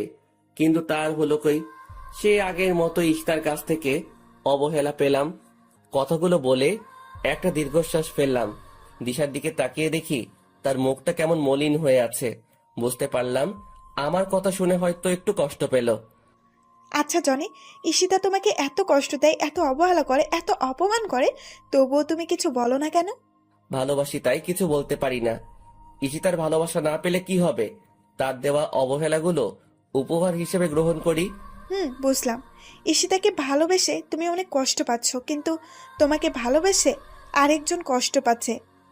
না পারছে তোমাকে তার মনের কথা বলতে, না পারছে ভুলে যেতে। মানে কি? তোমার কথার কিছুই বুঝলাম না। না, কিছুই না। এইভাবে কথায় কথায় ক্লাসগুলো শেষ হয়ে যায়। এরপর দিশাকে ওদের বাড়ি পৌঁছে দিয়ে আমি বাড়ি চলে আসলাম। এরপর ফ্রেশ হয়ে খেয়ে একটু ঘুমিয়ে নিলাম। ঘুম থেকে উঠলাম প্রায় সন্ধ্যায়। ফ্রেশ হয়ে নিচে আন্টি রুমে গেলাম। আন্টি, আসবো? বাবা কিছু বলবি? আন্টি, বলবো। আঙ্কেলকে বলে দিও আমি এই কয়েকদিন অফিস যেতে পারবো না, সামনে পরীক্ষা আছে। আচ্ছা, বলবো। আন্টি, ঈশিতা কোথায়? ওর রুমে নাকি? না, ঈশিতা এখনো অফিস থেকে আসে নাই। মানে, বলো কি? প্রায় রাত হয়ে এলো, কিন্তু ঈশিতা এখনো বাড়িতে আসলো না। অফিস তো সে কখন শেষ হয়ে যায়। কি জানি বাবা, মেয়েটা আজকে এত দেরি করছে কেন? আমার খুব চিন্তা হচ্ছে। আচ্ছা দাঁড়াও, আমি খবর নিচ্ছি। এরপর আমার রুমে এসে রাকিবকে ফোন দিলাম। হ্যালো, কেমন আছিস দোস্ত? এই তো ভালো। তুই কেমন আছিস?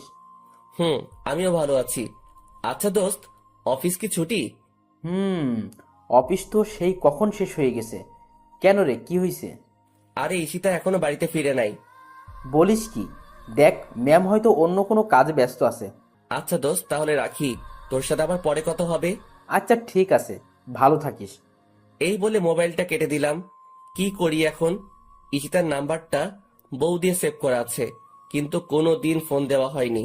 আর কোনো কিছু না ভেবে ফোন দিলাম, কিন্তু ফোন তুলছে না। এইভাবে 6 বার ফোন দিলাম, তবুও ফোনটা ধরলো না। আমার চিন্তা আরো বেড়ে গেল, তাই আবার ফোন দিলাম। এইবার ঈশিতা কলটা ধরলো। ওই ছোট লোকের বাচ্চা, বারবার ফোন দিস কেন? আপনি কোথায়? তাড়াতাড়ি বাড়িতে আসেন, আন্টি আপনার জন্য চিন্তা করছে। তোকে বলতে যাব কেন? আমি আমার বয়ফ্রেন্ডের সাথে আছি, আর ডিস্টার্ব করবি না আমাকে। যত সব ছোট লোক কোথাকার। ঈশিতার কথা শুনে আমার পায়ের নিচের মাটি সরে গেল। ঈশিতার বয়ফ্রেন্ড আছে? ভাবতেই চোখ দুটো ভিজে গেল পানিতে। বুক ফেটে কান্না আসছে। আমার ভালোবাসা কখনো ঈশিতা বুঝলো না, শুধু অবহেলাই করে গেল। তবে কি ঈশিতাকে আমার নিজের করে আর কখনো পাবো না? কখনো কি আর হবে না ঈশিতার ভালোবাসা পাওয়া? অনেক কান্না করলাম। ভালোবাসার মানুষটির অবহেলা মৃত্যুর সমান। কান্না করতে করতে কখন ঘুমিয়ে পড়েছি ঠিক মনে নেই। ঘুম থেকে উঠে ফ্রেশ হয়ে নিলাম। বারবার শুধু ঈশিতার কথাগুলো মনে পড়ছে। তবে কি চিরতরে হারাতে হবে ঈশিতাকে? আর যেইভাবে অবহেলা করছে, তাতে ঈশিতা না থাকাও ভালো, কিন্তু প্রিয় মানুষটির কাছ থেকে অবহেলা করলে তা না পাওয়ার চেয়েও ভালো। কিন্তু আমি যে এত অবহেলা নিতে পারছি না, কিন্তু একদিন ওর অবহেলাগুলাও খুব মিস করব। আমাকেও কিছু একটা করতে হবে, এমন কিছু করব যাতে ঈশিতা নিজেই আমার কাছে আসে। নাস্তা করে কলেজে যাওয়ার জন্য রেডি হয়ে নিলাম। এরপর গাড়ি নিয়ে কলেজে চলে আসলাম। মনে পড়ে সেই দিনগুলো যখন আমি আর ঈশিতা একসাথে কলেজে আসতাম। আমি সবসময় ক্লাসে চুপটি মেরে বসে থাকতাম, আর ঈশিতা ওর ফ্রেন্ডের সাথে কত মজা করত। আমি গাড়িটা পার্ক করে চলে আসলাম। বসে আছি নিজের বেঞ্চে, হঠাৎ কোথায় থেকে একটা মেয়ে এসে আমার পাশে বসে পড়ল। আরে দিশা, তুমি? হ্যাঁ আমি। কেমন আছো? ভালোই, তুমি? হুম, আমিও ভালো আছি। দিশা, একটা কথা ছিল। বলো, সমস্যা নাই। সত্যি কথা বলতে হবে কিন্তু। আরে বাবা, সত্যি বলবো। আচ্ছা, ঈশিতার কি কোনো বয়ফ্রেন্ড আছে? তুমি কি জানো? না তো, আমার জানা মতে কেউই নাই। কেন, কি হয়েছে বলো তো? না, তেমন কিছুই না। বুঝলাম, তেমন কিছু না, তবুও বলো তুমি। আসলে ঈশিতা আমাকে কালকে বলল ওর নাকি বয়ফ্রেন্ড আছে। আরে বলো কি, আমাকে তো কখনো বলে নাই। আর তুমি থাকতে অন্য কোনো ছেলে কেন থাকবে? তুমি না ওর স্বামী? দিশা, তুমি তো জানো আমি ওর নামের স্বামী, অধিকারে না। জনি, তোমাকে একটা কথা বলবো, রাখবা আমার কথা? আচ্ছা বলো, কি করতে হবে? না, আগে আমাকে কথা দিতে হবে। আচ্ছা দিলাম, এখন তো বলো। চলো না, আমরা আজকে ক্লাস না করে ঘুরবো। অনেক দিন হলো যায় না। চলো না প্লিজ। কিন্তু ক্লাস? তুমি কিন্তু কথা দিয়েছো, যেতে তো হবেই। কি আর করা যায়, কথা যখন দিয়ে দিয়েছি তাহলে কথা মতো কাজ করতে হবে। এরপর গাড়ি নিয়ে আমি আর দিশা বেরিয়ে পড়লাম। উদ্দেশ্য নদীর পাড়ে যাব। এরপর আমরা আমাদের গন্তব্যস্থলে চলে গেলাম। বসে আছি নদীর পাড়ে একটা গাছের নিচে। কি সুন্দর প্রকৃতি, যার বর্ণনা দিয়ে শেষ করা যায় না। দিগন্ত বিস্তৃত নদী, নদীর ওপরে সারি সারি গাছ, চারিদিকে হালকা রোদের তাপ, আর দক্ষিণের বাতাস এসে মনে দোলা দিয়ে যাচ্ছে। সব মিলিয়ে একটা মনোমুগ্ধকর পরিবেশ। জনি, কি ভাবো? এই যে কত সুন্দর প্রকৃতি, দিগন্ত বিস্তৃত নদী, এর পারে আমরা দুইজন পাশাপাশি একটা গাছের নিচে বসে আছি। এই সময়টা আরো সুন্দর হয় যখন প্রিয় মানুষটি পাশে থাকে। কিছু বললাম না, চুপচাপ করে বসে রইলাম। কি হয়েছে, বসে আছো যে? কথা বলো না কেন? না, এমনিতেই। আচ্ছা, তুমি কি এখনো ঈশিতাকে ভালোবাসো? বাসি তো, আগের মতোই ভালোবাসি। তুমি কাকে ভালোবাসো বললে না তো? হুম, আমিও একজনকে খুব ভালোবাসি, তবে বলতে পারছি না, কারণ ওর যে এখন বউ আছে। ও মা, বলো কি? তাহলে কে সে? আচ্ছা দাঁড়াও। এই কথা বলে ঈশিতা তার ব্যাগ থেকে একটা গোলাপ ফুল বের করলো এবং আমার সামনে হাঁটু গেড়ে বসে পড়লো। হবে কি তুমি আমার রাত জাগার কারণ? হবে কি তুমি আমার স্বপ্ন দেখার কারণ? জানো, তোমাকে আমি সেই ছোট থেকেই ভালোবাসতাম। যেদিন ঈশিতার সাথে তোমাকে প্রথম দেখেছি, সেদিন থেকে তোমাকে ভালোবেসে ফেলেছি। শুধুমাত্র ঈশিতার জন্য কোনোদিন বলে উঠতে পারি নাই। প্লিজ ফিরিয়ে দিও না, খুব ভালোবাসি তোমাকে। জানো, ঈশিতা যেই দিন তোমাকে কলেজের সবার সামনে অপমান করতো, সেদিন আমি মুখ বুজে কান্না করতাম। ঈশিতা তো তোমাকে আর ভালোবাসে না, আর ওর বয়ফ্রেন্ডও আছে। তাহলে আমাকে ফিরিয়ে দিও না প্লিজ। আমি মুচকি হেসে দিশা নিচু থেকে উঠিয়ে পাশে বসালাম, ফুলটাও নিলাম। দিশা, তুমি তো জানো আমি ঈশিতাকে ভালোবাসি, আর যদি ভালো না বাসতাম তাহলে এত অবহেলা কষ্টের মাঝে ওর কাছে পড়ে থাকতাম না। আর তোমার এইগুলা ভালোবাসা না, সব আবেগ। দেখবে সব আগের মতো ঠিক হয়ে যাবে। দেখবে আমার থেকে আরো 1000 গুণ ভালো ছেলে আসবে। হুম, 1000 গুণ ভালোবাসবে, কিন্তু তোমার মতো না। প্লিজ ফিরিয়ে দিও না। তোমাকে না পেলে আমি কিন্তু আত্মহত্যা করব। আরে কান্না করছো কেন? আর আত্মহত্যা করতে হবে না, তবে আমাকে কিছুদিন সময় দিতে হবে। তুমি তো জানো আমি কত ডিপ্রেশনে আছি, আমাকে কিছুদিন সময় দিতে। এই কথা বলার সাথে সাথে মেয়েটা আমাকে জড়িয়ে ধরলো। আমি শুধু মুচকি হাসলাম আর ওর মাথায় হাত রাখলাম। বুঝলাম না, আমি তো এখনো হ্যাঁ বলি নাই, এতেই এত খুশি? মেয়েটা খুব ইমোশনাল। এরপর আমার থেকে দিশাকে ছাড়িয়ে দিলাম। আচ্ছা দিশা, তুমি কি আমাকে পাবে? আমার তো মনে হয় আমাদের ভালোবাসা পূর্ণতা পাবে না। সব ভালোবাসা কি পূর্ণতা পায়? কিছু কিছু ভালোবাসা অসম্পূর্ণ রয়ে যায়। আমাদেরটাও না হয় অপূর্ণ থাকবে। আর আমার পাগলটাকে না হয় সারা জীবন দূর থেকেই ভালোবেসে যাব। তবে যেই কয়দিন আছি তোমার সাথেই থাকতে চাই। বুঝলাম। আচ্ছা দিশা, আমাকে এখন উঠতে হবে। চলো। এরপর আমি দিশাকে ওদের বাড়িতে পৌঁছে দিলাম। আমি কিন্তু তোমার উত্তরের অপেক্ষায় আছি, তবে উত্তরটা কিন্তু হ্যাঁ হতে হবে। Okay bye, see you tomorrow. Okay bye. এরপর আমি বাসায় চলে আসলাম। ফ্রেশ হয়ে দুপুরে খেয়ে শুয়ে পড়লাম, কিন্তু ঘুম আসছে না। কি করব ঠিক বুঝতে পারছি না। একদিকে ঈশিতাকে ভুলতে পারবো না, অন্যদিকে দিশাকেও কষ্ট দিতে পারবো না। চরম একটা পরীক্ষার সম্মুখীন হলাম। ঈশিতাকে ভুলতে পারবো না, আর দিশাকে কষ্ট দিতে পারবো না। কারণ প্রিয় মানুষটি অবহেলা করলে তা কত কষ্টের আমি বুঝি। কিন্তু আমি তো ঈশিতাকে ছাড়তে পারবো না, আবার দিশাকেও কষ্ট দিতে পারবো না। ঘুম আসছেই না, তাই উঠে গেলাম। ধীরে ধীরে ঈশিতার রুমের দিকে এগোতে লাগলাম। ও রুমের সামনে দাঁড়িয়ে আছি, কিন্তু নক করতে ভয় করছে। তবুও নক করলাম। ঈশিতা, আসবো? আয়। আর আমার নাম ধরে আর কখনো ডাকবি না। আজকে মনটা একটু ভালো আছে, তাই এরকম ব্যবহার করছি। বেশি বাড়াবাড়ি করলে কিন্তু তোর অবস্থা খারাপ করে দিব। আমি দরজায় এসে ভাবতে লাগলাম, আমাকে অবহেলা করে ওনার মনটা ভালো আছে। আসলে এই পৃথিবীর মানুষগুলো বড়ই আজব। ওই, কি হয়েছে? দাঁড়িয়ে আছিস কেন? আর কি বলবি তাড়াতাড়ি বল। না মানে একটা কথা ছিল, যদি কিছু মনে না করেন তাহলে বলতে পারি। এত ন্যাকামো না করে কি বলবি বল। আপনি কেন এইরকম করেন আমার সাথে? আমি তো আপনার স্বামী। আমার দোষটা কি? কারণে আমাকে প্রতিনিয়ত অবহেলা করে যাচ্ছেন? কেন বারবার কষ্ট দিচ্ছেন? কোন পাপের শাস্তি দিচ্ছেন আমাকে? আমি তোর এত প্রশ্নের উত্তর দিতে বাধ্য নই। আর তোকে আমি আগেই বলেছি, আমি তোকে ভালোবাসি না।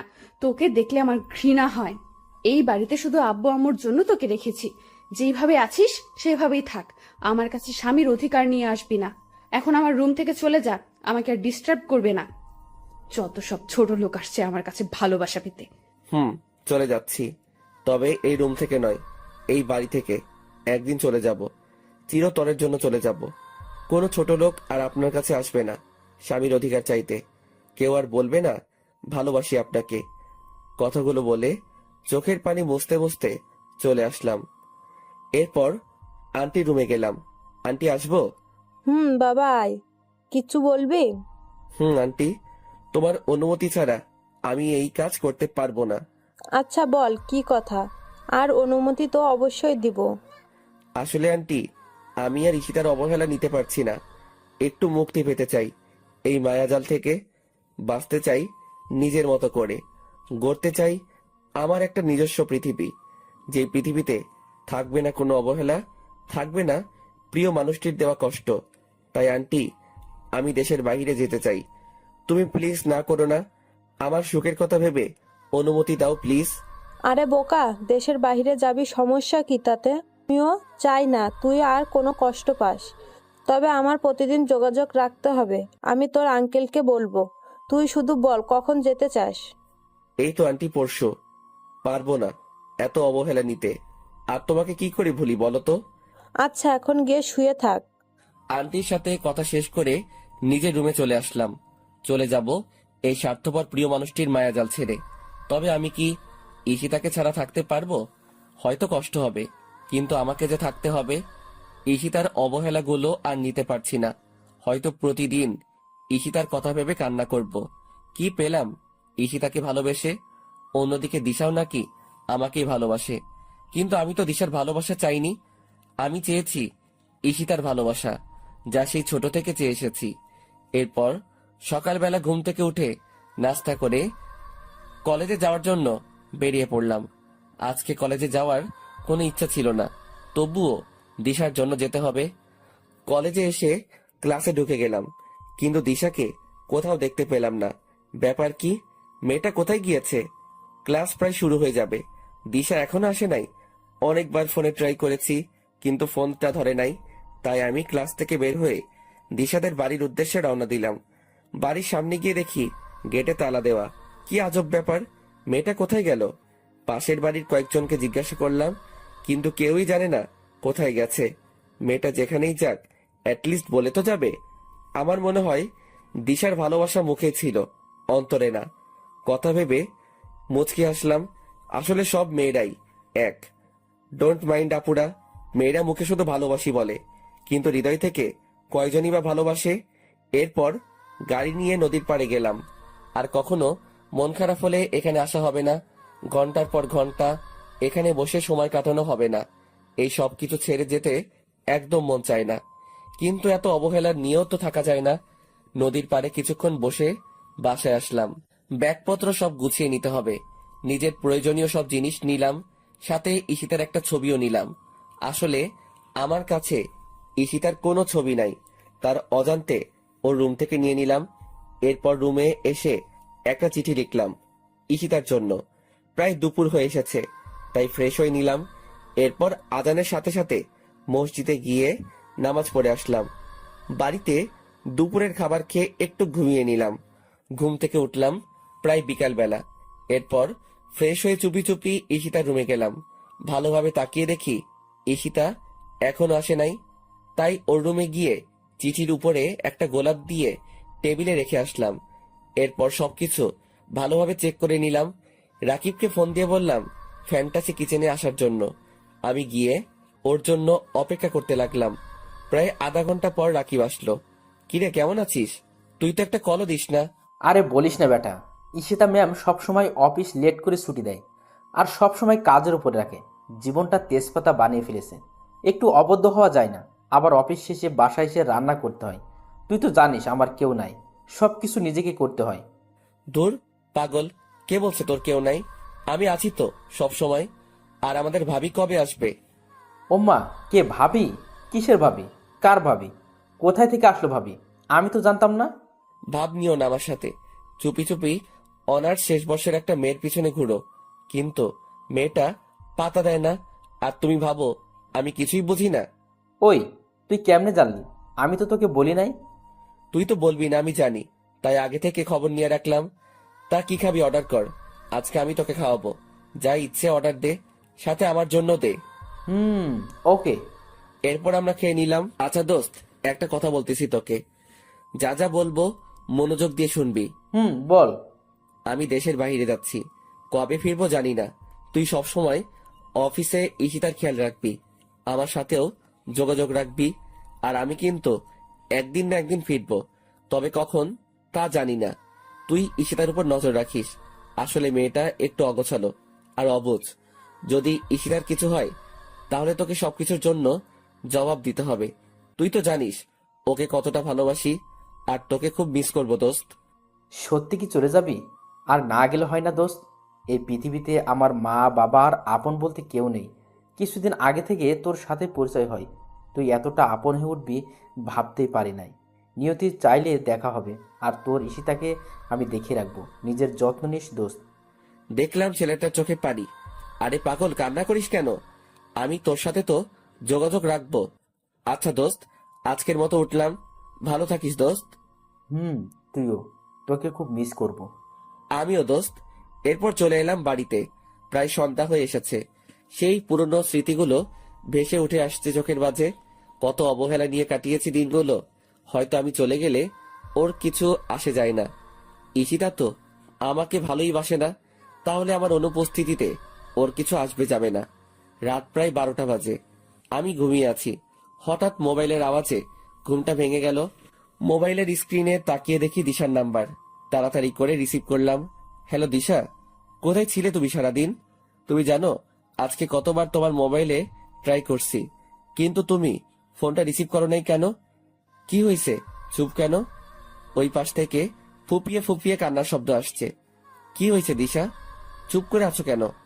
তোমার জন্য তোমাদের বাড়িতে গেছি, কিন্তু দরজায় তালা দেওয়া। কোথায় ছিলে? তোমাকে উত্তরটাও দেওয়া হয় নাই। হঠাৎ মোবাইলটা কেটে গেল। বুঝলাম না মেয়েটা হঠাৎ করে কোথায় উধাও হয়ে গেল। আবার ফোন দিয়ে কান্না করছে, কিন্তু কোনো কথা বলছে না। মেয়েটা এমন কেন করলো? এরপর আবার ঘুমিয়ে গেলাম। কালকে সকাল 8:30 ফ্লাইট, তাড়াতাড়ি উঠতে হবে। খুব সকালবেলায় ঘুমটা ভাঙলো। আমি তাড়াতাড়ি উঠে ফ্রেশ হয়ে নামাজ পড়তে চলে গেলাম। নামাজ পড়ে বাড়িতে ফিরে আসলাম। আন্টি রুমের পাশ দিয়ে উপরে যাওয়ার সময় আন্টি আমাকে ডাক দিলেন। আমি গিয়ে আন্টির পাশেই বসলাম।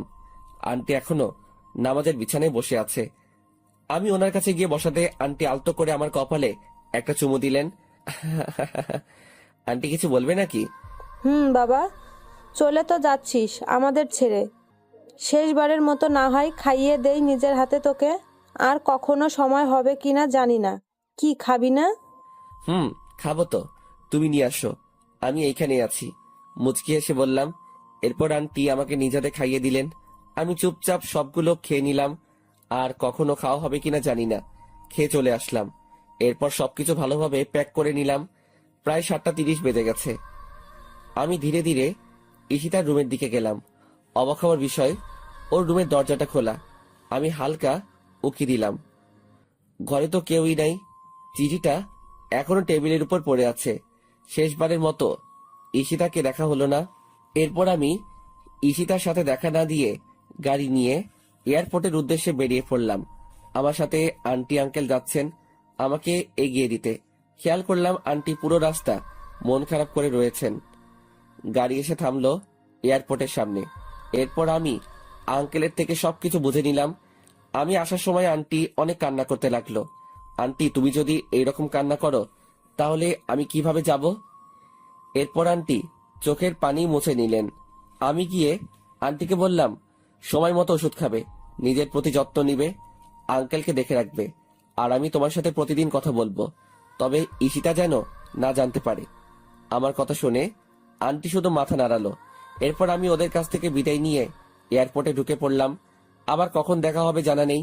নিজের অজান্তেই চোখ ভিজে এলো। প্রিয় মানুষগুলো, প্রিয় দেশটি ছেড়ে চলে যেতে হবে বিদেশে। এরপর ঠিক সময় প্লেন টেক অফ করলো।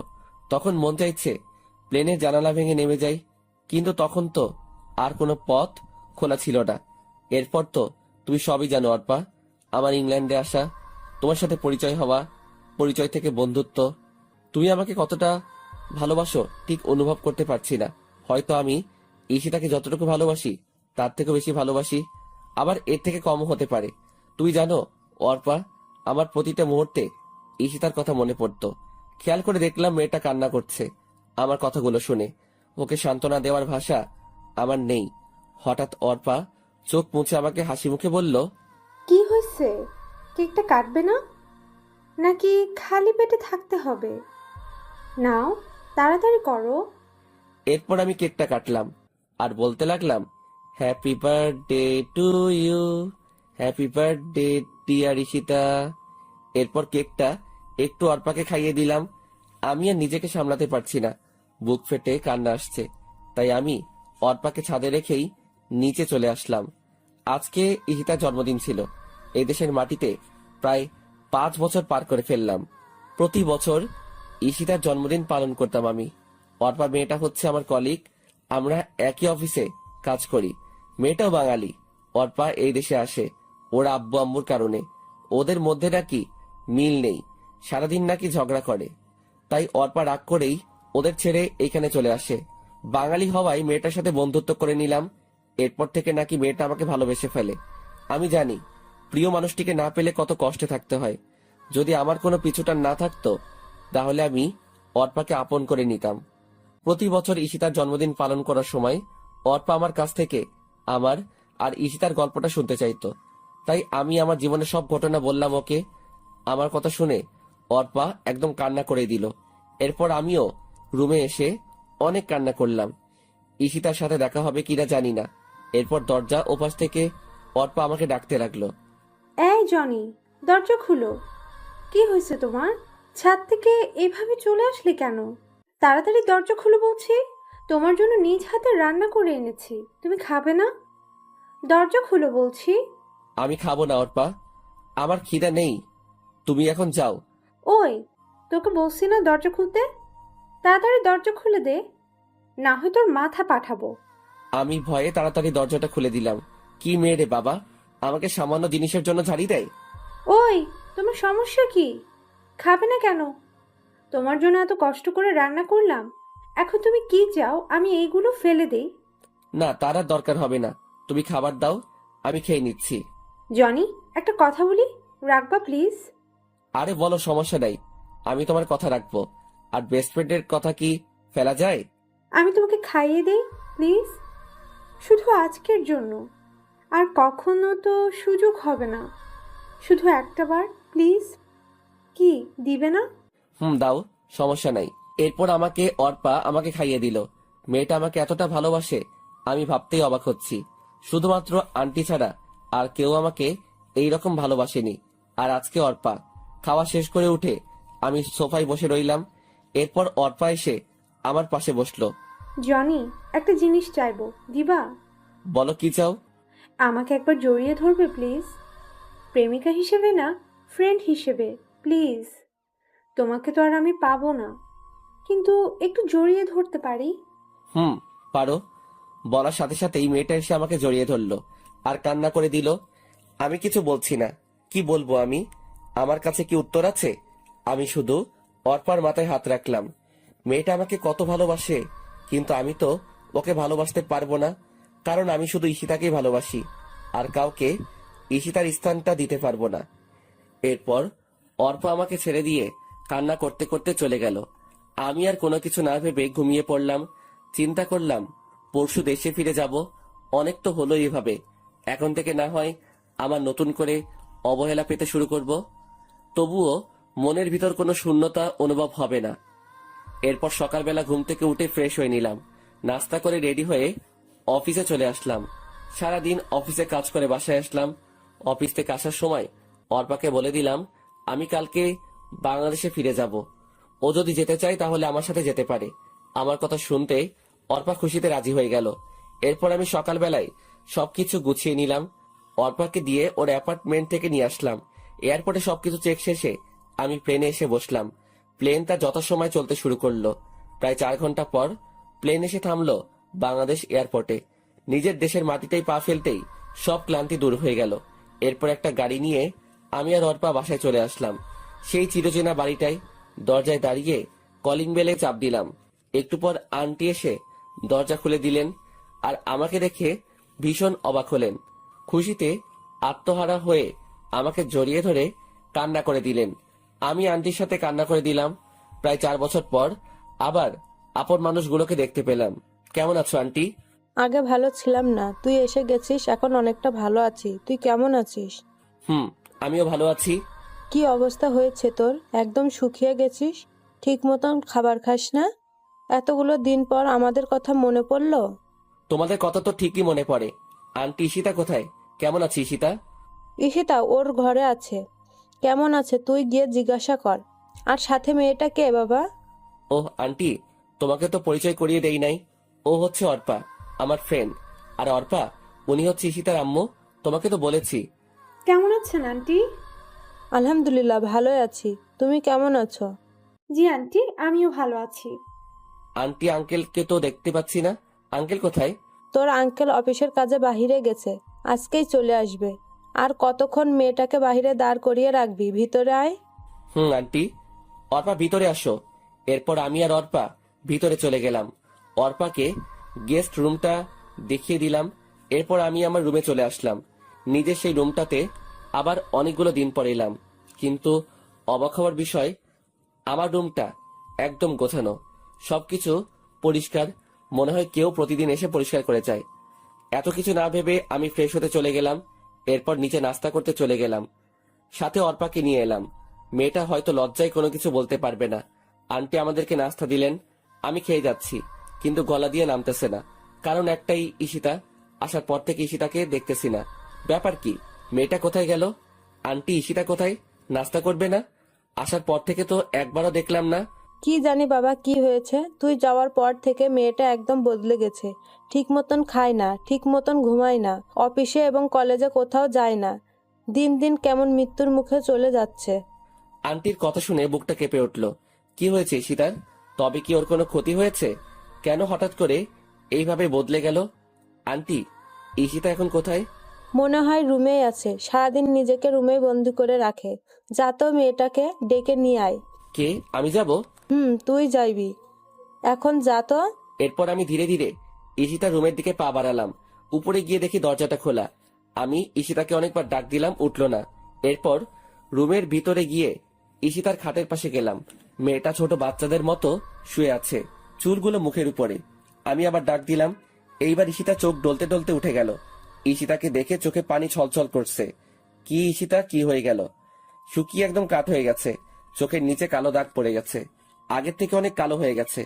আমাকে এইভাবে দেখতে পাবে ঈশিতা কল্পনাও করে নাই। ঈশিতার চোখ অশ্রুতে ভরে গেছে। আজকে অবহেলার প্রতিদানে এই সকল কিছু হচ্ছে। ঈশিতা খাট থেকে নেমে আমার একদম কাছে চলে আসলো, আমাকে জড়িয়ে ধরতে চাইলো, কিন্তু আমি সরে গেলাম। আমার থেকে এইরকম কিছু ঈশিতা আশা করেনি। আমিও ঈশিতার পাশে থাকতে চেয়েছিলাম, কিন্তু ঈশিতা আমার সাথে অনেক খারাপ ব্যবহার করছে, আমাকে প্রতিনিয়ত অবহেলা করে গেছে। এখন এই সবকিছু ঈশিতাকে তিলে তিলে ভুগতে হবে। প্রিয় মানুষটি অবহেলা করলে তা কত কষ্টের ঈশিতাকেও বুঝতে হবে। এখন থেকে আমি অবহেলা করব, আর ঈশিতা সবকিছু সহ্য করবে। আপনাকে আন্টি নিচে নাস্তা খেতে ডাকছে, তাড়াতাড়ি আসেন। জনি, দাঁড়াও, তোমাকে। আমি না শুনে চলে আসলাম, আর ঈশিতা ওইখানে হাঁটু গেড়ে বসে পড়ল। হয়তো বুঝতে পারছে তার কর্মের ফল ভুগছে, কান্না করতে লাগলো।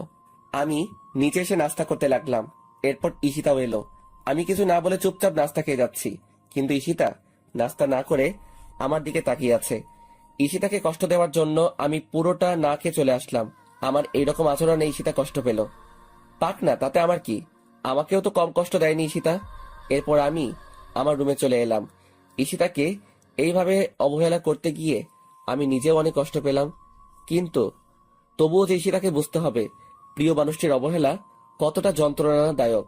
কিন্তু হঠাৎ করে ঈশিতা এভাবে বদলে গেল কেন? কিছু একটা তো কারণ আছে, জানতেই হবে আমাকে সেই কারণ। রাতে সেই রকম ঘুম হয় নাই, তাই একটু ঘুমিয়ে নিলাম। ঘুম ভাঙলো দুপুর 12টা 30 মিনিটে। আমার বুকের উপর ভারী কিছু অনুভব করছি। ঘুম থেকে উঠে দেখি ঈশিতা আমাকে জড়িয়ে ধরে ঘুমিয়ে আছে। মেয়েটার কি নিষ্পাপ মুখখানি! আগের কথাগুলো মনে পড়ে গেল। আমি ঘুমের মধ্যেই ঈশিতাকে এক ঝাটকা দিয়ে বুকের উপর থেকে ফেলে দিলাম। সাথে সাথে ঈশিতার ঘুমটা ভেঙে গেল। আপনি এখানে কি করেন? কেন আসলেন এই রুমে? আবার আমার বুকে মাথা রেখে আমাকে জড়িয়ে ধরে ঘুমিয়েছিলেন। আমার স্বামীকে আমি জড়িয়ে ধরে ঘুমাতে পারি, আমার অধিকার আছে। কিসের স্বামী? হ্যাঁ, কেউ একজন বলেছিল স্বামী ইজ মাই ফুড, আর অধিকারের কথা বলছেন। একদিন আমিও আপনার কাছে স্বামীর অধিকার চাইতাম, কিন্তু আপনি আমাকে শুধু অবহেলা করে আসছেন। কত কষ্ট দিয়েছেন মনে আছে আপনার? আমার কথাগুলো শুনে ঈশিতা ফুপিয়ে ফুপিয়ে কান্না করতে লাগলো। প্লিজ জনি, এরকম করো না। আমি তোমাকে ভীষণ ভালোবাসি, নিজের থেকেও বেশি। ভালোবাসা? আমি এখন আর আপনাকে ভালোবাসি না। আমার মতো ছোট লোক কাউকে ভালোবাসতে পারে না। অর্পা মেয়েটাকে চিনেন? আমি ওকেই ভালোবাসি। ও আপনার মতো নিষ্ঠুর না, অনেক ভালো মেয়ে অর্পা। আর আপনার না বয়ফ্রেন্ড আছে, তাহলে আমার কাছে কেন ভালোবাসা চাইতে আসলেন? আপনার বয়ফ্রেন্ডের কাছে যান। আগে তো আপনি বলতেন আমি যেন এই বাড়ি ছেড়ে চলে যাই। এখন আর আপনাকে বলা লাগবে না, আমি নিজে থেকেই চলে যাব যদি কখনো ডিস্টার্ব করেন। আমি আর তোমাকে ডিস্টার্ব করব না, তবু তুমি আমাকে ছেড়ে যেও না। আমার কথাগুলো শুনে ঈশিতা ফুপিয়ে ফুপিয়ে কান্না করে যাচ্ছে। কান্না করার কারণে ঈশিতার নিঃশ্বাস নিতে কষ্ট হচ্ছে। আর কোনো কথা না বলে ঈশিতা কান্না করতে করতে চলে গেল। ঈশিতা এখন বুঝবে ভালোবাসার মানুষটি অবহেলা করলে কতটা কষ্ট লাগে। এরপর আমি ফ্রেশ হয়ে নিলাম। জোহর নামাজের আজান দিয়েছে, তাই নামাজ পড়তে মসজিদে চলে গেলাম। নামাজ পড়ে বাড়িতে আসার সময়ই রাকিবের সাথে দেখা হলো। আরে দোস্ত, তুই কখন আসলি? দেশে ফিরে আসলি, কিন্তু একবারও জানালিও না। আমি তো আজকে সকালেই এলাম। আসলে বাংলাদেশে আসার পর সিম নেওয়া হয় নাই, তাই যোগাযোগ করতে পারি। তো কেমন আছিস তুই? আলহামদুলিল্লাহ, ভালোই আছি। জানিস দোস্ত, আমার বিয়ে হয়ে গেছে। আমি এখন আর ব্যাচেলার নেই। আরে বাহ, ভালোই তো। আচ্ছা দোস্ত, এখন বাড়ি যেতে হবে, একদিন তোদের বাড়িতে যাব। আচ্ছা ঠিক আছে, ভালো থাকিস। তুইও। এরপর বাড়ি চলে এলাম। দুপুরের খাবার খেয়ে বসে বসে টিভি দেখতেছি।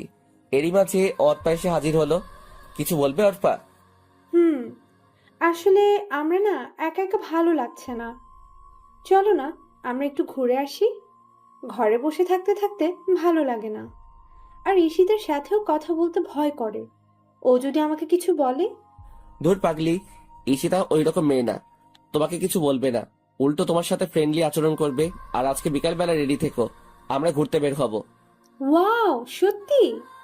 সত্যি। ঠিক আছে, তাহলে আমি ঈশিতাকে রেডি হয়ে নিতে বলছি। আমরা সবাই একসাথে যাব, তাহলে অনেক মজা হবে। না, তাকে বলার দরকার নাই, শুধু আমি আর তুমি যাব। সময় হলে আমি নিজেই ঈশিতাকে নিয়ে যাব। কিন্তু ঈশিতা? তোমাকে না বলছি আর কেউ যাবে না। ওকে, অ্যাজ ইউর উইশ। এরপর আরো কিছুক্ষণ টিভি দেখে রেডি হয়ে নিলাম। অর্পা আর আমি গাড়ি নিয়ে ঘুরতে বেরিয়ে গেলাম। আমরা অনেক জায়গায় ঘুরলাম, অনেক কিছু খেলাম, কিন্তু আমার যে কিছুই ভালো লাগছে না। ঈশিতাকে এইভাবে কাঁদিয়ে আমিও ঠিক থাকতে পারছি না, কিছুতেই মন মানছে না। এরপর আমরা ঘোরাঘুরি শেষ করে প্রায় সন্ধ্যার দিকে বাড়ি ফিরলাম। এরপর আমি ফ্রেশ হয়ে একটু শুয়ে রইলাম আর ভাবতে লাগলাম, ঈশিতার মাঝে এত পরিবর্তন আসলো কিভাবে? ওর নাকি বয়ফ্রেন্ড ছিল, তাহলে গেল কোথায়? কেন এখন ঈশিতা আমার জীবনে আসতে চাইছে? অবহেলা করার পর কেন আপন করতে চাইছে? সবকিছু যেন গুলিয়ে যাচ্ছে। রাত প্রায় 10টা বেজে গেছে, নিচে খেতে ডাকছে। আমি নিচে গিয়ে খাওয়ার জন্য টেবিলে বসে পড়লাম। সবাই আছে, শুধু আঙ্কেল নেই। ঈশিতা আমার সামনের চেয়ারটাতেই বসা। ঈশিতা না খেয়ে শুধু আমার দিকে তাকিয়ে আছে। মেয়েটা এমন কেন না খেয়ে আমার দিকে তাকিয়ে আছে? আমার দেখার জন্য তো সারা জীবন পাবেই। আমি কিছু না বলে চুপচাপ খেয়ে নিলাম। এরপর ছাদে চলে এলাম, একটা সিগারেট ধরালাম, ধীরে ধীরে পুরো সিগারেটটা শেষ করে দিলাম। এইভাবে 1 প্যাকেট সিগারেট খেয়ে ফেললাম। আপন মানুষগুলো যখন পর হয় তখন এই জিনিসটাই সবচাইতে আপন হয়ে যায়। এরপর ঘরে এসে শুয়ে পড়লাম। ভোরবেলা ঘুম থেকে উঠে ফ্রেশ হয়ে নামাজ পড়তে চলে গেলাম। নামাজ শেষে বাড়িতে চলে এলাম। অনেকদিন সূর্যোদয়টা দেখা হয় না, তাই ছাদে এলাম। পূব আকাশে হালকা আলো চিকচিক করছে, বয়ে যাচ্ছে মৃদু বাতাস, আর রয়েছে চারিদিকে পাখিদের কিচিরমিচির আওয়াজ।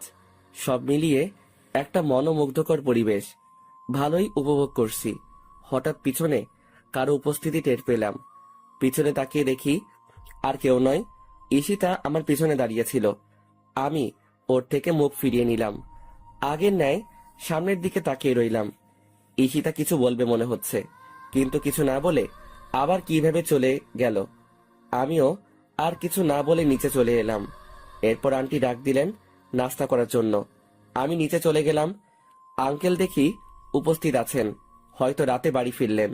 আমি আঙ্কেলের পাশে গিয়ে দাঁড়ালাম। আঙ্কেল হাতের খবরের কাগজটা রেখে আমাকে জড়িয়ে ধরলেন আর কান্না করতে লাগলেন। আমার এই ভুবনে আব্বু আম্মু নেই, কিন্তু আঙ্কেল আন্টি এখন আমার আব্বু আম্মু। আমিও আঙ্কেলকে জড়িয়ে ধরে কান্না করতে লাগলাম। ওনারা না থাকলে হয়তো আমাকে একটা অস্তিত্বহীন জীবনযাপন করতে হতো। এইভাবে চলে আসলি, আমাদেরকে তো অন্তত একবার জানাতে পারতে। ভাবলাম সারপ্রাইজ দিব। কেমন হলো সারপ্রাইজটা? অনেক ভালো। এই, কি অবস্থা হয়েছে তোর? কেন এমন করিস নিজের সাথে? অন্তত আমাদের কথা ভেবে না হয় শরীরের যত্ন নে। নিজের কথা তো কখনো ভাবিস না। তুই না থাকলে যে আমরা ভালো থাকতে পারি না, কেন বুঝিস না তুই? তোর বাবা মা তোকে আমাদের কাছে আমানত রেখে গেছে। তোর কিছু হলে ওরা যে কষ্ট পাবে জানিস। আমি কখনো তোর আব্বুকে কষ্ট থাকতে দিতে চাই না, সব সময় হাসি খুশি দেখতে চাইতাম। আঙ্কেল, এখন থেকে তোমার সব কথা মেনে চলবো। এখন সবাই নাস্তা করতে বসো, আর তোর সাথে যেই মেয়েটা এসেছে ওকে ডেকে নিয়ে আয়, আমরা সবাই একসাথে নাস্তা করব। আমি গিয়ে অর্পাকে নিয়ে আসলাম। ঈশিতা আগে থেকেই হাজির আছে। অর্পাকে আঙ্কেলের সাথে পরিচয় করিয়ে দিলাম। তারপর সবাই মিলে নাস্তা করতে লাগলাম। আঙ্কেল, আমি আজকে থেকে অফিসে যেতে চাই। এত তাড়াতাড়ি কেন? কয়েকটা দিন রেস্ট নে, এমনিতে অনেক দিন পর এসেছিস, সবার সাথে একটু সময় কাটা।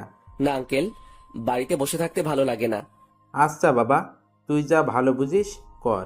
Thank you uncle. রুমে এসে অফিসে যাওয়ার জন্য রেডি হচ্ছি। ওই সময় অর্পা আমার রুমে এসে হাজির। কিছু বলবে নাকি?